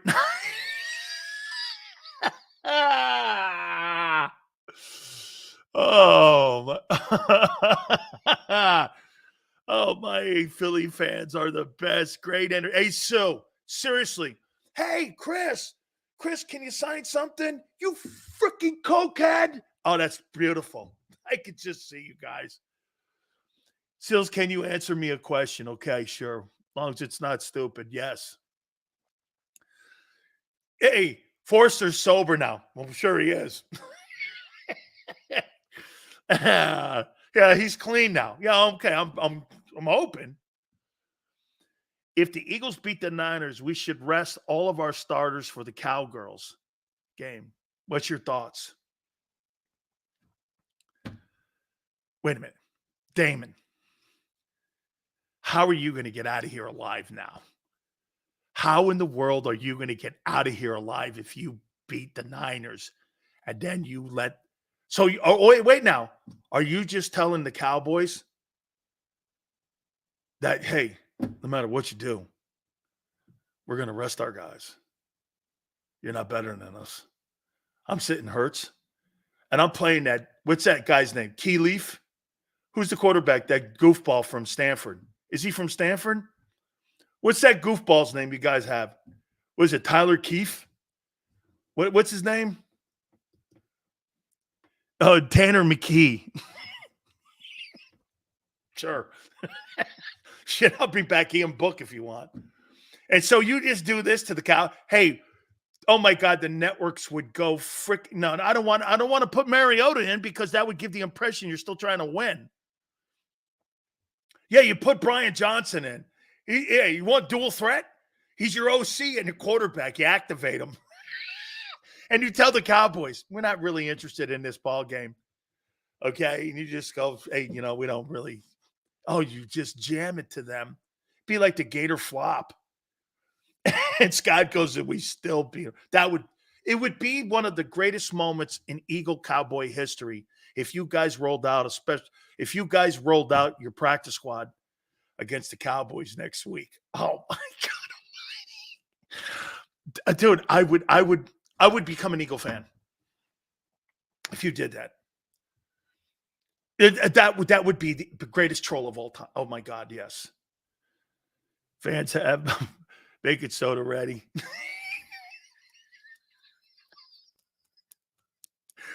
Hey, Chris, you're going to need to snort about 10 8-balls after this game, bro. Oh my God. Hey, do you get a chance to go to the link dressed up as an 8-ball? What are you? I'm Chris Forrester. What's that? I'm an 8-ball. Oh my God. What'd you get for Christmas in your stocking, Chris? I got 4 8-balls in a straw. How do you know about 8-ball, Sills? Excuse me. I went to Miami, ding dong. Excuse me. Dude, Big Sills I couldn't do that stuff. I was doing other things. Do the Birds beat the Cowboys if they're healthy? Yes. Yes. Do the Birds beat the Niners if they're healthy? Yes. Yes. You guys have missed my point the whole time. Can you imagine fans calling him cokehead all game? He better be in the booth. Hey, cokehead, your O-line's getting killed. Reddick just destroyed him. What are you doing? 7 lines? You need another line. Hey, here's my pen. Take the thing out and snort your line. Not that I know. Oh, my God. Yeah. Holy cow, man. That would be amazing. Hey, is that your cokehead O-line coach? Oh. Oh, man. Hey, I would do it too, man. Hey, no, seriously, if I was playing on the Eagles and I was with Jerome and we were playing against that guy, I'd be like this. Hey, Trent, man, how's your coach's coke problem? Hey, Tone. Hey, Trent, how's your coach's coke problem? I hear he's doing a lot better. Come on, man. No, I hear he's doing better. There's, I hear he's down to half an 8-ball. Max, protect the nose. Bradley Cooper needs to send him an 8-ball and hookers. Don't do that to the man. That's not very nice. Holidays. Jesus criminy. The rumors about Philly fans are true on Christmas. You throw snowballs at, hey, wait a minute. I've just learned something, Aunt Betty, about Philly fans. Would Justin Evans make a difference this weekend? No. I just learned something about you, why you are more like my family than you think. Listen to this, Greasy. My aunt hates when I tell the story about my grandpa. I was raised by my grandpa. So we're driving through Richfield, Connecticut. And we're driving there, and there's this guy ringing a bell in a Santa outfit. He's ringing the bell. Salvation Army. Tone, Salvation Army. I heard Jim Irsay was looking for some new friends. He's ringing it. I'm like, here's my grandpa. I go, look, Gramp, Santa. Grandfather rolls the window down. Hey, get a job. Rolled his window. I was so horrified.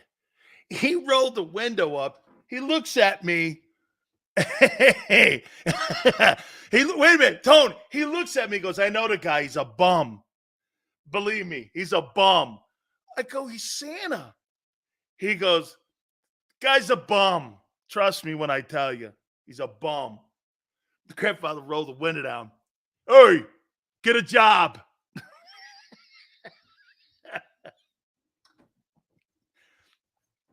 Oh my God. You just told Santa to get a job. It's not Santa. He's a bum. I'm thinking, I don't even know. Maybe I believed in Santa still at the time. My grandfather's like, he's not Santa. He's a bum. Hey, right? Chris Forrester would love the Eagle fans threw snowballs. I got to take a time out. Yeah, man, my grandpa, man. He did that shit all the time. Hey, get a job, you bum. Grandpa's Santa. That ain't Santa. Trust me. Okay, that guy's looking for a sandwich and a bowl of soup. Oh, my God. All right, Philly Godfather's going to join us in a couple minutes, man. Please hit the like button here on this Football Friday. Different world back then, Barb, probably so, man. Hit the like button. Keep it here on the National Football Show.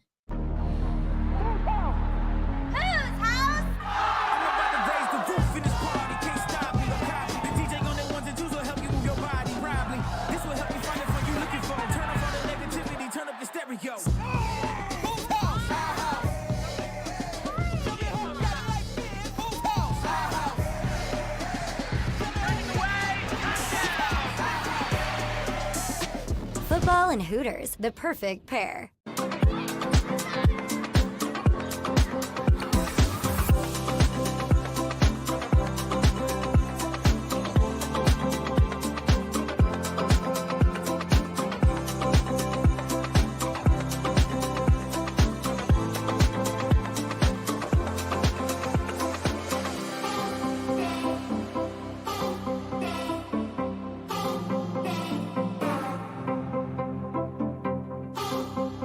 If you own a company and you're not producing a podcast, you're missing out. The public consumes messaging when they're ready. Join the professional podcast network of companies and let JAKIB Media Partners put you in the podcast arena. Come to our professional studio or we'll come to your place of business and professionally produce your company podcast. Call JAKIB Media right now at 267-261-3428. 267-261-3428.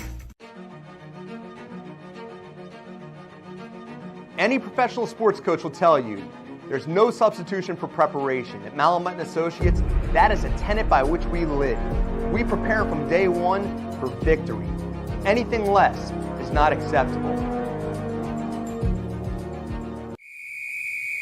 Underdog Fantasy has a way for you to play alongside your favorite football team all season long with their fantasy pick'em game. You pick between 2 to 5 players, select whether they'll go higher or lower on one of their stats, then do what you usually do on a Sunday, watch the games. You can win up to 20 times your money in a single game by going 5 for 5. It's a fantasy game, and the Sports Betting Show wants you to get involved. Go to UnderdogFantasy.com. When you sign up, use the promo code WIN, and Underdog will double your first deposit up to $100. That's UnderdogFantasy.com. Use the promo code WIN.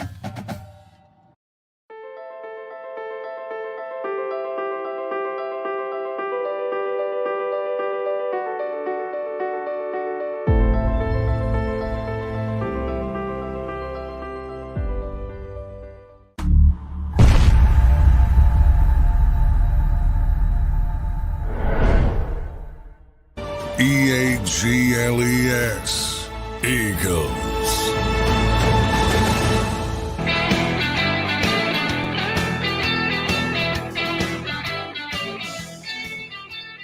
So Deshaun Jackson, I guess, met with the media today in Philly.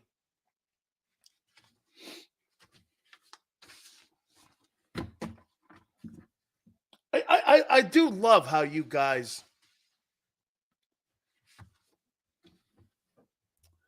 defend him. You defend him against what Chip did to him. Or so you think. Because you guys hate Chip so bad. You think Chip did him bad.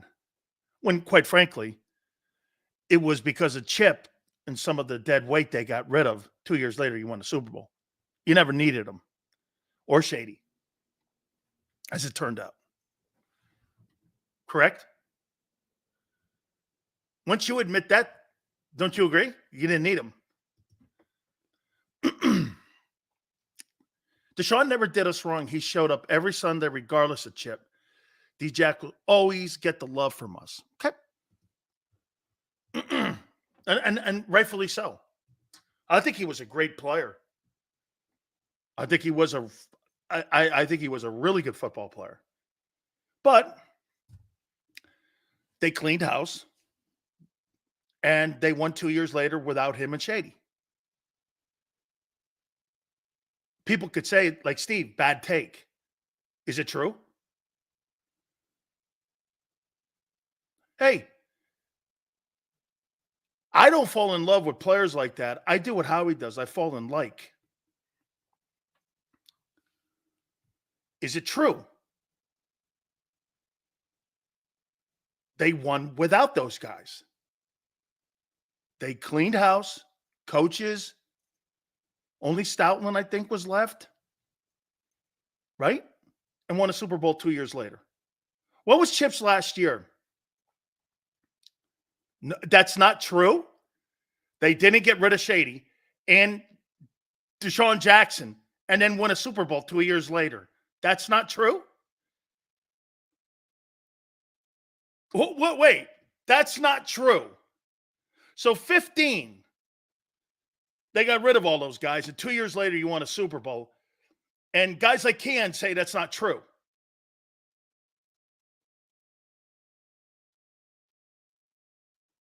That, my friends, is how you call fake news and a lie.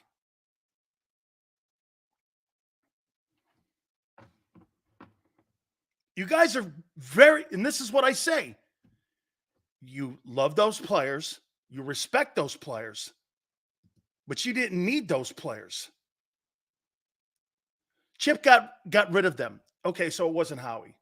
The fact that we won without Shady and Djax logically proves we were able to win without them. So you're right. And again, Tone, that's always the hard conversation here when you move off of good players. Okay? That still has something in the tank. And are good players that show up every day. And here's what Tone says. He wants to make sure you guys know this. And it pains him to say that.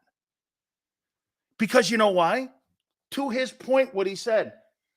Because look, look, I want to read this again. Because I think this is most what Eagle fans look at. And how they look at Deshaun Jackson and Shady McCoy. Ready? Deshaun Jackson never did us wrong. He showed up every Sunday, regardless of Chip. Nothing's wrong here. Djax will always get love from us. I love how he says us, too. Then in the middle, where the meat is usually, Chip got rid of them, not Howie. The fact that we won without Shady and Djax logically proves we were able to win without them. So you're right. And then the other side of that, Burger, and it pains me to say that. See? Passion, meat. That's a painful take by Tone, but a truthful one.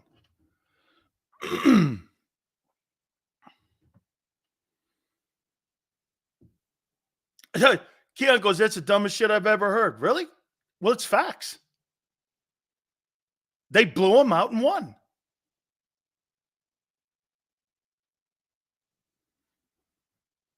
Oh, they didn't win a Super Bowl after they blew Nick Foles out. As a matter of fact, you went 4-11 after you fired Foles. Think about that for a minute. So decisions that you made personnel-wise could have cost you another Super Bowl. Believe me, Tony and I talk about this all the time. If Alshon Jeffries catches that pass in New Orleans, there could be 2 Super Bowls under Doug Peterson. And there should be.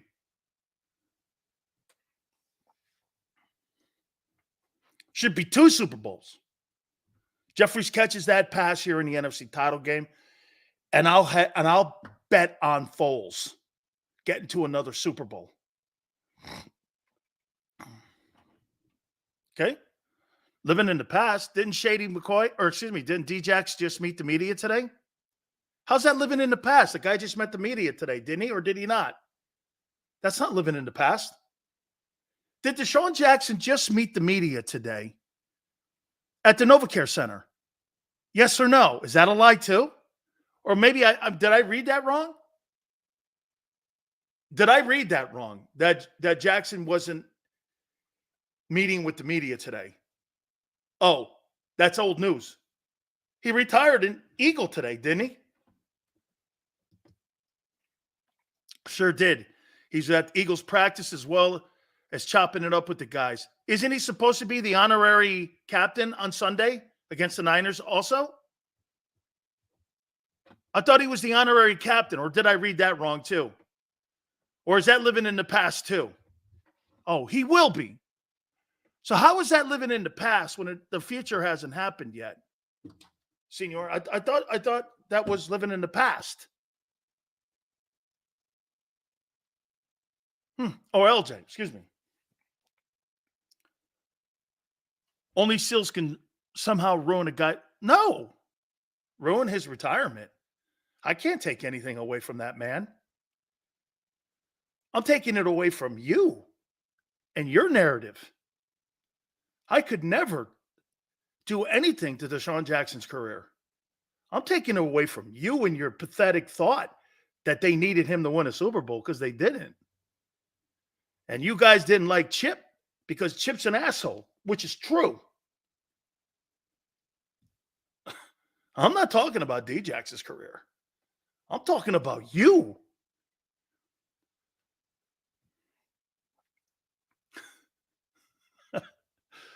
Okay? To say we won a Super Bowl because we got... No, I didn't say that. I said you won a Super Bowl without him after you dumped him. It's just nonsense. Really? You won? All right. Okay. How about this bit of history? How about this bit of history here? Let me see what. Here's the thing, Sills. When you say that, they take it as a slight on Djax and Shady. It's not. It's a slight on them. I know that's not your point, but it's a sore spot with us. You mean you're uncomfortable? Fabulous. Thank you. And now, Toe knows the prod.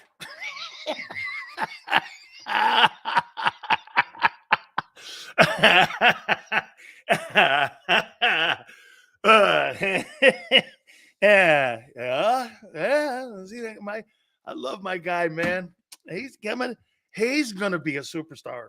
He is gonna be a superstar because he's starting to get me more and more. Okay, that's right, David. Look at David with the great take. I'll take the Super Bowl over anything else. Absolutely, that's what this is about. This ain't about Lane or any of these other guys. I don't give a shit about the name on the back of the jersey. I only care about the name on the front of the jersey. Okay? That's the only thing I give a shit about. That's what John Wooden used to say. I don't care about the name on the back of the jersey. Effing Sills. I hate you, bud. Love you at the same. LJ goes like, you know what I just gave LJ? I just gave LJ a really shitty shot. He goes, that sucks. What is that? What did you just give me, Jim Beam? Why can't you give me something a little better than Jim Beam?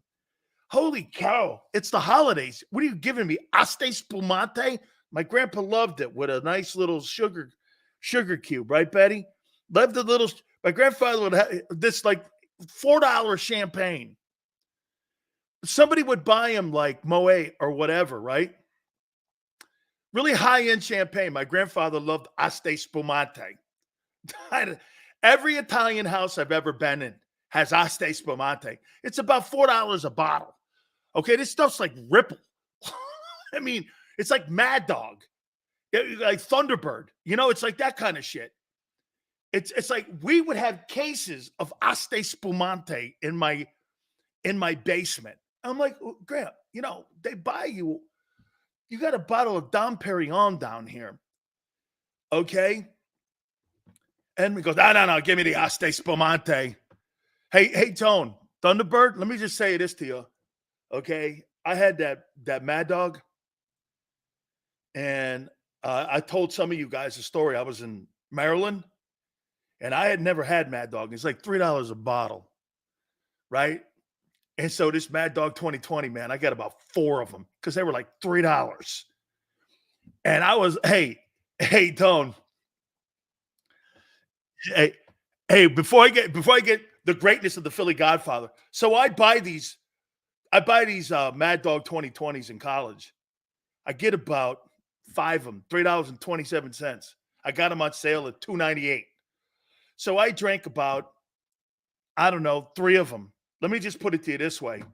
If you're drinking late Mad Dog, White Castle ain't it. I thought I was breaking grapes. I thought I was cracking grapes in my shower. Okay. And I don't remember, and I don't know why my pants were by my ankles when I woke up and my face was like off the edge of the bed. I don't remember why, but hey, that's the only way to bring Philly Godfather. Here he is. Well, man, what's going on, Dan? Legend. We keep firing. I think those Dallas Cowboys got jealous of how the Eagles have been playing shitty and winning games, so they did the same thing last night against Seattle. Played like crap the whole game and won the game. Oh my God! You still high in the Cowboys? 16-1, you know it, baby. Great price. Let me tell you something. This is a market. This is what people don't understand. I can make more money betting the Cowboys at 16-1 and that ticket losing than I could betting the Eagles at 5-1 and them winning the Super Bowl. Just so you guys know. I'll even give you this. Did you see that the odds now of the MVP? Guess who's in second and rising? Dak. I gave him out beginning of the year, 20-1. He's down to 3.5, 4-1. If you look at his numbers, his pure numbers, they're the best in the NFL. Touchdown and interception rate, more passing yards than Jalen Hurts. I think he's going to pass him. I think Jalen's going to have a bad game this weekend, and I think Dak's going to end up the favorite to win the MVP this year. I said this: they can't win Sunday. I mean, and I'm going to tell you why first. They can't win Sunday because there's too many injuries. The fatigue factor. How about this? They played 75 snaps against Kansas City. Then they turned around and went 95 snaps. And over the last 4 games, they've given up a total of 430 yards in total offense against on their defensive side. Okay? I mean, they've been out average a total of 100 yards in the last 4 weeks. Where in the world are they going to do that to a team that's got all those weapons coming in on Sunday? I mean, top 5 offense, top 5 defense. You know, Buffalo was 20-1 to win that game before Elliott kicked that field goal. That's how lucky this Eagles team is. Now, listen, this team's very well prepared, and I got to give it to Sirianni. Very well coached. But they are lucky. They do have the best record in the NFL, so you got to give them that. But since they're so prepared, they take advantage when other teams make mistakes, when other coaches, have some brain farts. And, they say luck favors the prepared mind, and that's what the Eagles have been doing all season. They've been seizing the moment. They've let other teams make mistakes, and they've capitalized, and they're 10-1. So you can't argue with success. But against a 49ers team like this, I mean, the market agrees with you. It opened up 49ers -1. They're 8-3. The Eagles are 10-1. They're on the road, and they're a 1-point favorite. Now the line's up to -3 and climbing. So the market thinks San Francisco is the better team this week. It's the first time since 1974 that a team that is 10-1 is a home underdog. I mean, what does that tell you as a guy that's in the business that you're seeing? And by the way, it started 1.5, and like you said, it's 3 now, and there's more money. Could this thing potentially get to 3.5 by Sunday?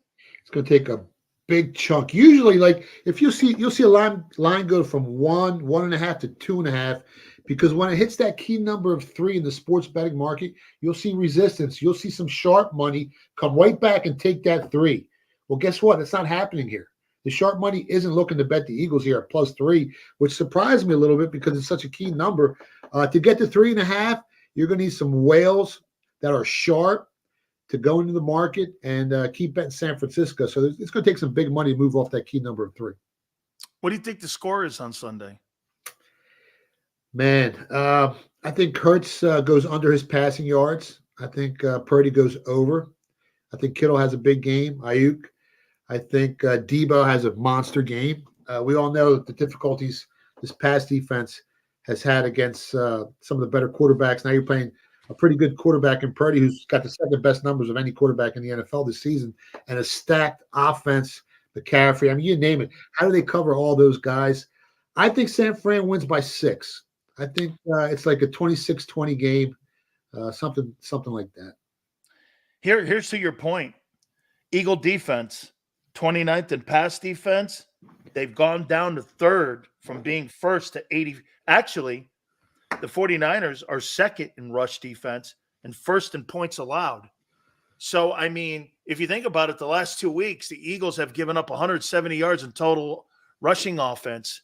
I mean, so that thing's even starting to look a little bit suspect. Now, and we're not talking about 2 dominant running teams. Yeah, and you got some revenge from last year's playoffs when they just ran right through that San Francisco offensive line and they destroyed Purdy. And now the Eagles a little bit wounded on that offensive line. You know, is Lane Johnson 100%? Is he 90? Is he 80? Is he 70? You know, San Francisco's they're tasting the blood, so they're going to go after Hurts. They're going after and coming off a bye. Coming off a bye. They're really healthy. The Eagles aren't. This is a dangerous game for the Philadelphia Eagles. If they just lose and they come out, you know, not banged up, that's a great thing for this team. But if they lose and come out all banged up, it makes it even worse. How about this little dynamic? They lose this game, get banged up, going to Dallas and lose.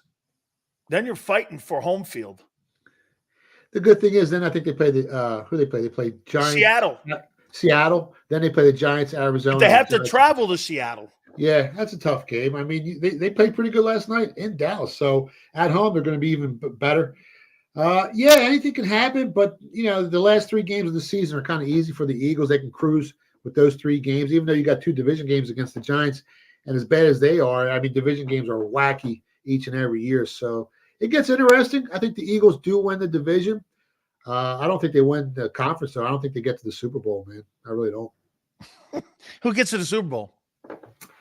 Healthy, I think San Francisco is the best team in the NFC. The Cowboys are right there with the Eagles. But if the Cowboys face the 49ers in the playoffs, bad matchup. You know, they look great passing the ball against the Eagles, but that 49ers pass defense is one of the best in the NFL. What do you think is the NFC Championship game matchup? Oh, man. I'm hoping it's San Fran and the Cowboys, tell you the truth, but that's not going to happen. The Eagles can get there. I don't think they can win it, though. See, I picked the Eagles to lose to the Cowboys in the NFC title game. I don't know if the Cowboys can beat San Fran.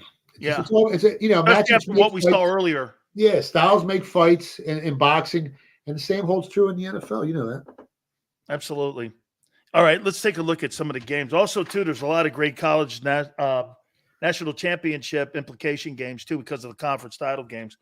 We'll look at this thing here. You know, Indianapolis is still hanging in there. I mean, they're right there. Isn't that crazy? I think Shane Steichen's really done a nice job. Tennessee's packed the U-Hauls up here, so I don't know what the number is on Indianapolis, but they traveled to Tennessee. It's a divisional game. And who would have thought that Gardner Minshew is in the running for being a playoff quarterback here? He's playing great. You got to give it to him. What he's done coming in that backup role. And this game, Tennessee was a 1-point favorite. Now the Colts are a 1-point favorite, so that flip-flop. And I think they win this game. I think they cover the spread. They got some momentum behind them. I think the better team up and down the roster. I like Indianapolis here in this matchup. What do you think Gardner Minshew would have done with the Eagle offense if it wasn't Hurts? He would have looked okay. You think they would still win 10 games? No. No? No. You need Hurts' legs. You need that 4th and 1 tush push to extend drives. Hurts is a great athlete. He's a great football player. He's not only a passer, but he's a really good quarterback because he gives you so many different ways to win the game, where Minshew doesn't give you that, those options. Here's a little bit of history in this Charger-Patriots game. The Patriots become the first team in Monday Night Football history to get flexed out of a game next week against Kansas City. That Kansas City game, I think it's going to be that's the Seattle Eagle game. They become the first team ever flexed out of Monday Night Football. This guy's breaking them all, man, good and bad. Yeah, he's fallen. No Tom Brady. He just looks like a different coach, making a lot of bad decisions. His assistant coaches have never been the best. They've gone to other teams and really haven't prospered other than Mike Vrabel, who's a great coach, by the way. But, yeah, he's made some bad decisions. Maybe age is catching up to him. He's getting up there. You can't argue with what he's done. You know what I mean? But sometimes it's time to, put it to bed. You got, game passes you by. Time to go to the old folks' home and start eating some applesauce. Hey, man, what's up with the Chargers? Why can't the Chargers get out of their own way? It's ugly, man. Is it coaching? It's the coach. They got so much talent on that team. They got one of the best young quarterbacks in the NFL. He's just bonehead after bonehead mistake, brain cramp after brain cramp. It's a rerun, like we said, each and every week. The way they lose is just incredible. They should win this game. Line opened up 4.5, it's up to 5.5. I won't be surprised if this game goes to 6.5, maybe even 7. But the Chargers should win this game and cover the spread. Okay. Detroit, New Orleans. Boy, New Orleans is still battling for the South. Detroit's probably battling for respectability. They're kind of still in it. I think that Dallas game down the line with them is going to mean something. Detroit, I'm still trying to figure them out. Kind of who they are. Are they a contender? Or are they a team? Or are they like last year's Vikings? I bet them at the beginning of the season to win their division, which looks like that's going to happen. But they're kind of bipolar. You don't know who you're going to get each and every week. They beat the Chiefs to start off the season. They've had some good wins. They've had some blowout losses. This week, the line was -3. It's up to -4. Saints still have a pretty good defense. I just don't trust the Saints quarterback position right now. It's ugly. I think the Lions get the job done. I think they cover the spread this week. And too, about this Atlanta Jets game, if the Jets win this, it means Rodgers potentially could come back. And you know what? How about this? I don't know what happens in the end of the season here, but if somehow the Jets, because look, you still have the Colts, you have the Browns, you have teams in the bottom end of that AFC bracket where the Steelers, Texans, I'm not sold on any one of those teams holding on to a playoff spot. And if the Jets somehow, and you get Rodgers in there, would it be worth putting Rodgers in there? Because again, I think this Jets game, I think this is their season, whether or not they're going to, because what would be the end game to put Rodgers in next week if they lose this thing? There is one of the worst offensive lines in the NFL, one of the worst offenses in the NFL. Bringing him back, if you make the playoffs, well, what if he gets banged up again and you lose him forever? That's the gamble you're going to take here. And they're on the outside looking in. If they were borderline, maybe you bring him back, but how healthy is he? Is he 75%, 60%, 80%? That's the other issue you got. I don't bring him back. I think if you bring him back, he might go right back out. No, I don't bring him back. I think the season's over for the Jets. The Falcons here in this spot, they're a much healthier team. If you look, and they're leading the division right now. Yeah, well, I took him at the beginning of the season to go over 8 wins, so I'm hoping I can catch that ticket on the Falcons. But at +3 with that defense, they can keep you around. If it gets to 3, right now it's at -2. It's tough betting on this Jets team because they can't score. And Atlanta has a pretty good defense as well. When you look at their opponent yards per play metric, top 10 in the NFL. So if anything, there's some sharp money on the Jets. I haven't bet it yet, but there is some sharp money on the Jets here. Well, you just got to get all shroomed up. He'll be ready to rock next week. He gets some of them magic mushrooms here. Okay, here's Pittsburgh again. Arizona at Pittsburgh. Arizona's just horrible. Pittsburgh is at home here. Probably not a game to put anything on here, but are you buying the Steelers? Is it just great coaching from Tomlin on why they're where they are right now? Great coaching. They seize the moment. They create turnovers. And when you win the turnover battle, you win games. And that's what it comes down to in the NFL. You can give me every metric, best offense, best defense. If one team turns the ball over 3 times and the other team doesn't, well, the team that didn't turn the ball over is going to win that game no matter how good your offense or your defense is. So they've created their luck. They've played some pretty good football. Their offense, obviously, not the best.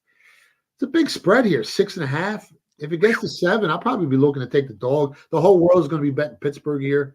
Everyone gave up on Arizona. But if you can grab 7 points on Arizona, I think it's got a shot. Miami and Washington. Are you buying Miami? Their corners, they get Ramsey back. They're playing better on that side of the ball. They look better than when again, everyone's going to assume that I'm taking a shit on the Eagles when I say this, but they look better now than they did going into that Eagle game. And now they look better right now. Am I right? They're a lot healthier. And listen, you can't shit on the Eagles. They're 10-1. What we do is we point out their weaknesses, their inconsistencies, and we point out the fact that they've been the luckiest team in the NFL, but they're still 10-1, so there's no way to shit on the Eagles.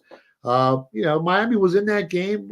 The penalties, a little lopsided when they played the Birds there. Like we mentioned before, Tyreek Hill dropped a touchdown. Tua threw an interception into the end zone. I mean, it could have went either way, but they're the real deal, and they're getting healthier. They're getting better. They got a great coach. I love their coach. This is a big number, though. I think it's 10 on the road. Was it 9? Yep. That's a big price, man. And Washington, if they don't turn the ball over, they can hang around. But that's a big if here against a team that's really rolling. I'm not looking to bet this game. If anything, I lean towards Miami in this one.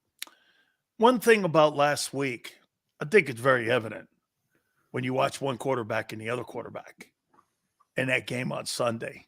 I mean, Josh Allen was a freak show. Yeah. I don't know how they now Hurts had 5 touchdowns. How do you look at that? I mean, do you look like I say this? Allen's the better talent. Hurts is the better quarterback. I don't know about that, but I do know that Buffalo's coach called a timeout and gave Elliott time to set up in the rain when they were rushing around. The coach cost him that game. Let's be honest. He's horrible. Sean McDermott sucks. He's horrible. I've been saying it since they played the Chiefs the one year when they were kicking field goals and the Chiefs were scoring touchdowns and he wouldn't go for it on 4th down inside the red zone, inside the 10-yard. Like, he's got to go. If the Bills want any chance of getting better, because that window's closing fast for that team, other teams are getting better. It's just rough, man. It's just rough. I still think Josh Allen is a great quarterback, one of the best in the NFL. But Jalen Hurts, he gives you, a bunch of ways to win. But McDermott cost him that game. They were 20-1 favorites. You had to lay 2,000. You could have got 20-1 before they kicked that field goal on the Eagles. I mean, that's luck. That's luck. You know what I would do if I were the Bills? I would hire Jim Harbaugh and bring his ass up there and work with. Can you imagine Jim Harbaugh with Josh Allen? I mean, he took Colin Kaepernick to a Super Bowl. Yeah. Imagine what he can do with him. Man, and get this. You know what his record is?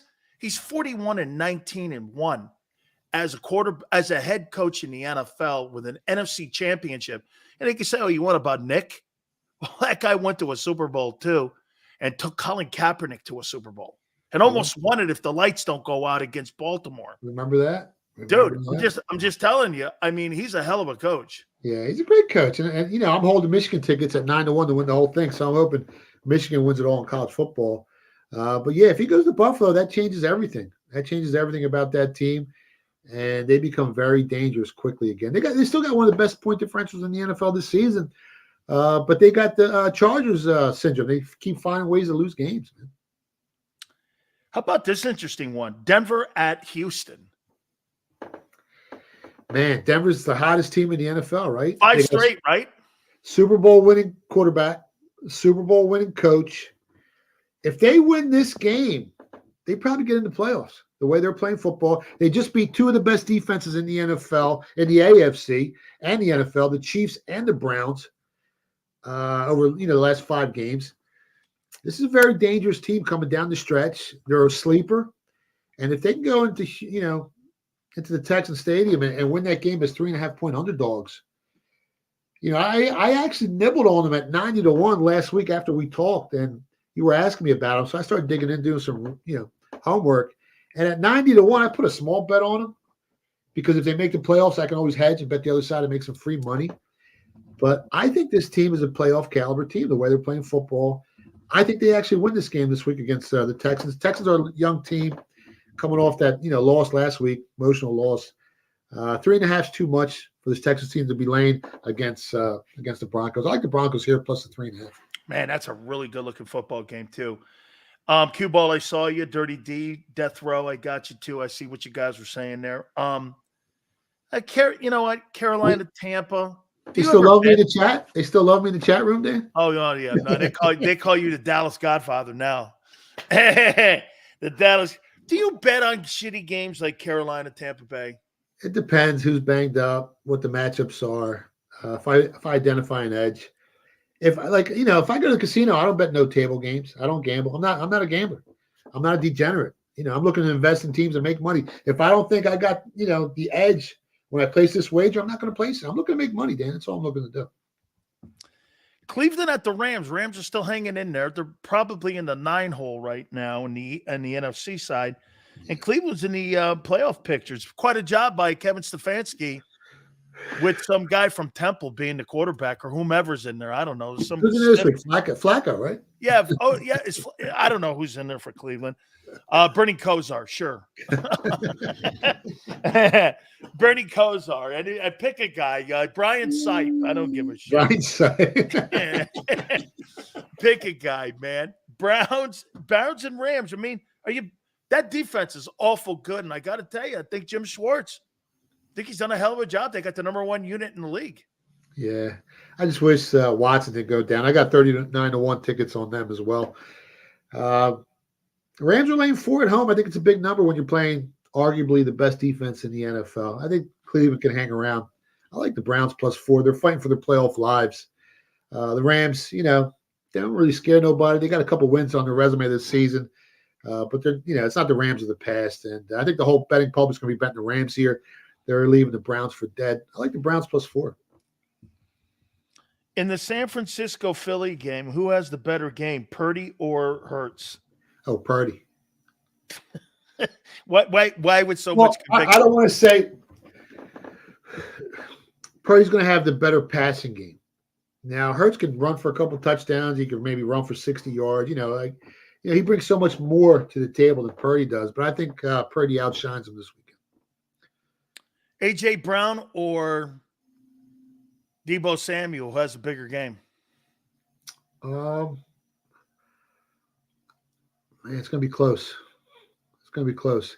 I think A.J.'s passing yards is at like 62.5.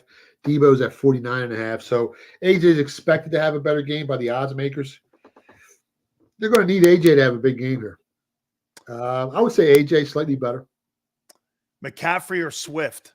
No, McCaffrey's going to have a big game. He's going to have a monster game. Monster game. Oh, my God. Do you think 200 yards total offense? Let me before you answer, get this.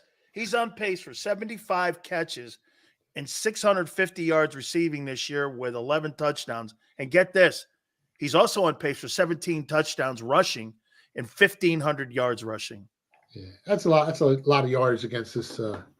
He's going to have over 2,000 total offensive yards and 28 touchdowns by the end of the year. There's nobody in that Eagle huddle that represents something like that. I don't know about 200, but I did bet him anytime touchdown. So if you guys want to bet that, I think he scores maybe 2 touchdowns in this game. But 200, that's a lot of yardage, man. Against an Eagles defense, it's still pretty good. Their pass defense isn't the best, but he's not lining up there as a wide receiver. So I don't think they've played well against the run the last 3 weeks. now they've got some issues. They're starting to break down a little bit. Like you said, a lot of wear and tear, a lot of usage against some of the better teams in the NFL. And it wears you down. I don't care how good you are. I don't care, what kind of shape you're in. You're going up against the best of the best, and it's going to beat you up a little bit. Okay. Kansas City, Green Bay, this is interesting because they go to Lambeau, and I don't know, man. I saw him on Thanksgiving. I thought Jordan Love looked good. I was actually fairly shocked. Kids at home, thing kind of looks like it's turning around. Now, to what extent, I don't know. Kansas City had a big bounce-back game coming off that Eagle game. How do you see this thing? Well, as of right now, 70% of all tickets are on the Chiefs. But that line opened up at 7, and now it's down to 5.5 at some of the sharper sports books. Really? So the market's moving in favor of the Packers. If you missed the +7 on the Packers, I'd be a little weary about betting it on, right now because it's lost a lot of its value. 7's the second most key number in the sports betting market. +6, you got a shot with the Packers. I think they're going to show up. At this current number, I'm not looking to bet it. But if the game goes back to 7, I think the Packers are the right side at +7. That's exactly right, senor. Love was good. He was bad. Then he's turning it around. That's what his season has been. Am I wrong? Well, if you guys remember, isn't that how he's played this year? Yeah, but there's stuff that happens along the way. Like their offensive line got all banged up, and now they're healthy again. Well, he's going to look better, right? I mean, it's just common sense. You know what I mean? And I think he's just getting because he's young. He's just wobbling right now. So thank you, senor. Appreciate it. Let's do. Hey, by the way, the Monday night game. Oh God, Jacksonville. Are you still buying Jacksonville? They're 8-3 against the spread. I bet them to win their division at the beginning of the season. I took a flyer on them. Ended up with the best record in the NFL at 20-1. I actually tied them into a bunch of teasers this week. I had the Jags, Cowboys teasers, a couple other teams I mixed in there. If you want to put them in a teaser, right now it's 8.5. It's probably going to close 10. This Bengals team, even though their defense is still pretty strong, but offensively they look like they got some issues with that quarterback. And the Jags are the Jags. If it gets to 10, I might look to buy some back on the Bengals because that's, it's a lot of points in the NFL. But as of right now, if you can tie Jacksonville in on 6 or 7 point teasers, I think you cash some money. One more thing, NFL. So if you had to put your money on a guy winning the MVP, you're taking Dak over Jalen. I have him at 20-1. I mean, you want me to bet him again? No. I mean, no. Here's what I loved about today, though. After that game last night, you see where the money's on Dak right now. Oh, I want to show you this and see. This is what these idiot fans from Philadelphia think, and what is so preposterous with these idiots that they think because Hurts is playing great ball, which he is. No one's debating that. But here's what people are debating. Has Dak Prescott been the best quarterback this season?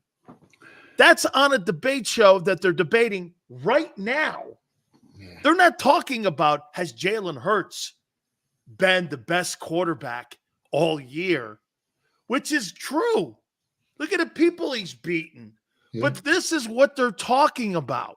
Well, that was talking about Dak. That was the first team the Cowboys really beat that was above 500. Now they're 6-6, obviously. But before they played last night, they were 6-5. But if you saw some of those throws Dak made last night, I don't think Jalen could have made some of those passes, those throws. Let me end that. Let's be honest, man. I don't think Jalen makes those throws, man. He can beat you up. He can get you 4th and 1. He's a football player. I love him. I love Jalen Hurts, but as of right now, Dak Prescott's the MVP of the NFL.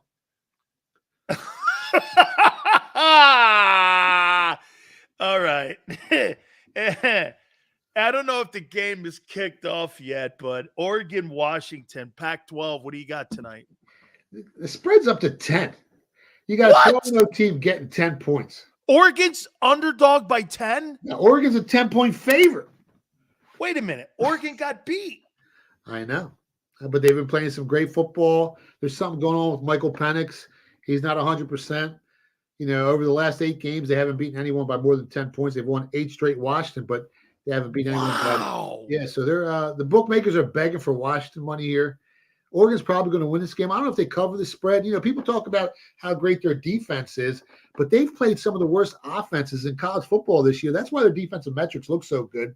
When they played Washington, they gave up 36 points. When they played USC, they gave up 27. And in both those games, Washington and USC lost the turnover battle. So when they played teams in the top 5 in the yards per play metric, they gave up a ton of points. Now, it's easy looking good against bad offenses. But again, they've given up 15.9 points per game on average, Oregon's defense. But when they played Washington last time, they gave up 36 points, and that's who they're playing today. So who cares what they're giving up against bad teams? You know what I mean? I'm stuck between a rock and a hard place. I got Washington to win the Pac-12 before the season started at 5-1. I got Jaden Daniels at 12-1 to win the Heisman. So a couple of weeks ago, I kind of hedged a little bit. I took Bo Nix plus 110 to win the Heisman as well. This way I can't lose any money. I might not make no money because now that, Oregon's a 10-point favorite. I think Oregon wins. I don't know if they cover the spread, but I think Oregon wins this game. I'm going to start calling you Philly the Greek, like Jimmy the Greek, okay? Philly the Greek, okay? I mean, I don't know, man. You kind of like got a little Jimmy the Greek in you there, man. This is the best part. Also a Greek guy. I mean, Philly the Greek. I like it. This is the best part. I gave all those selections out on Twitter. They're all documented. They're all verified before the season started. I show my tickets. When I tell you I bet $3,000 on Michigan at 9-1, I show you a real ticket. $3,000 on Michigan at 9-1 before the season started. When I tell you I bet Dak at 20-1 to win the MVP before the season started, I show you the tickets. I bet under 12.5 interceptions. I bet over 26.5 touchdowns for Dak. It's all documented, brother. It's all real. He is the Elon Musk of bettors. He just tells the truth with no trademarks. That's it. I watched that thing today with him telling Disney to go F themselves. It was iconic. Let me go here with this one. Oregon State or Oklahoma State versus Texas in the Big 12 title game. Well, Texas needs to come out and blow this team's doors off. I mean, they got to win this game by like 30 points to let everyone know they belong in the playoffs.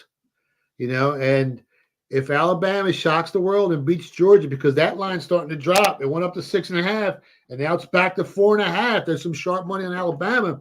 And if Texas goes out here and blows this team's doors off, the line's 15.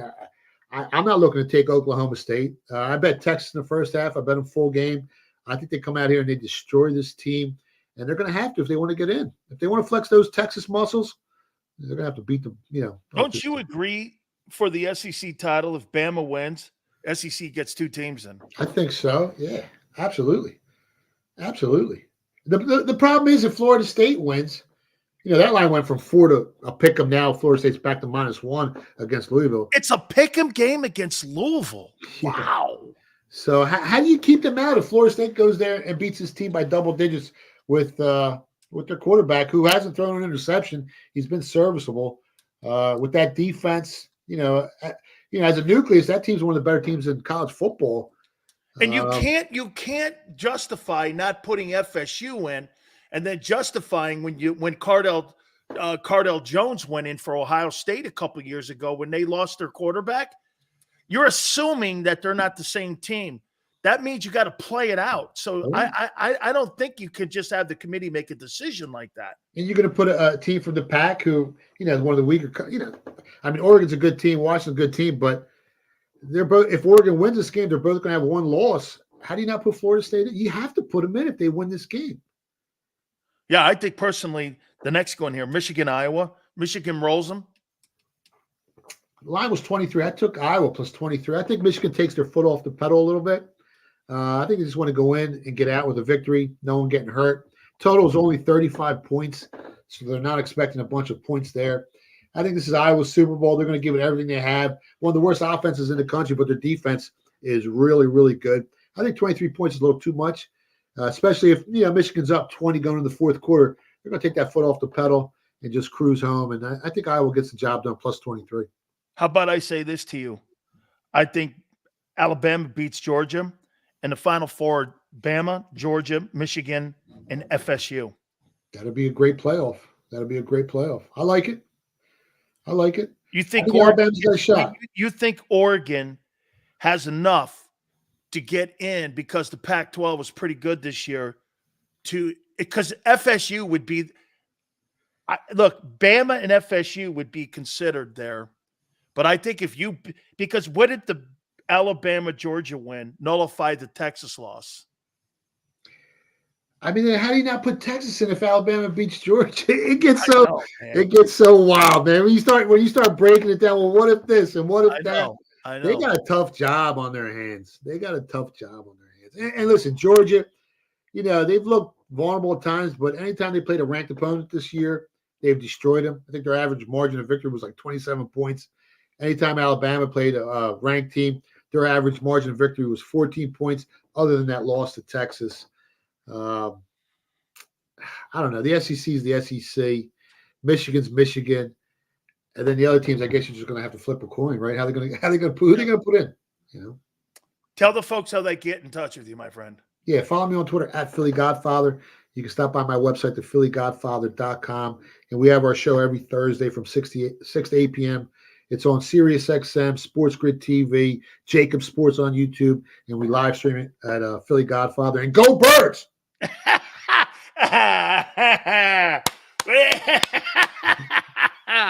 That is my guy. See you next Friday, my friend. Have a great and have a profitable weekend.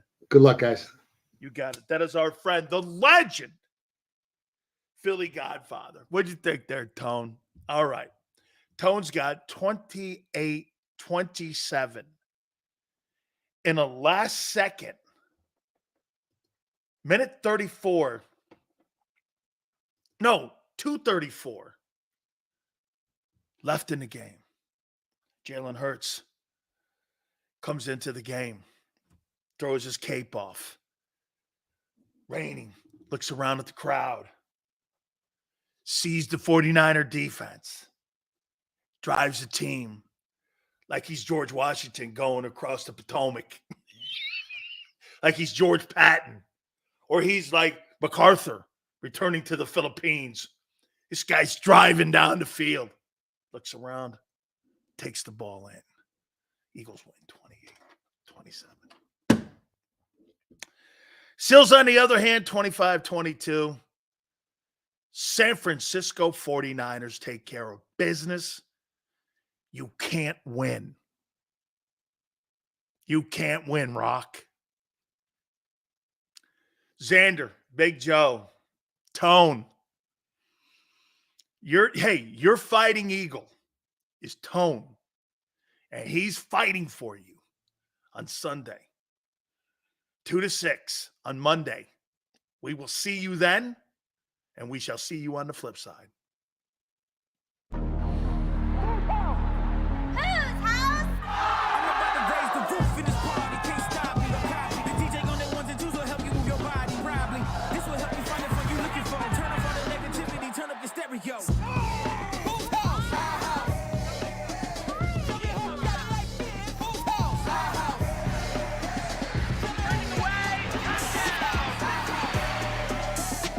Football and Hooters, the perfect pair.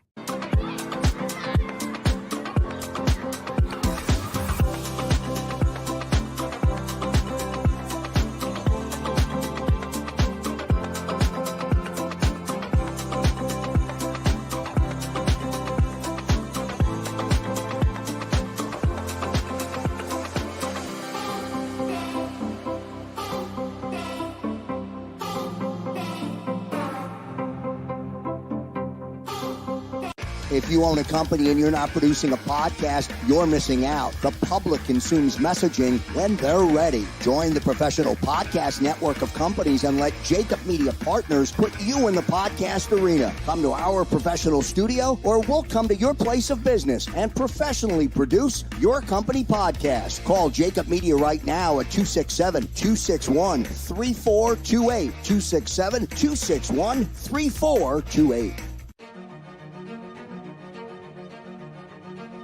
Any professional sports coach will tell you there's no substitution for preparation. At Malamut & Associates, that is a tenet by which we live.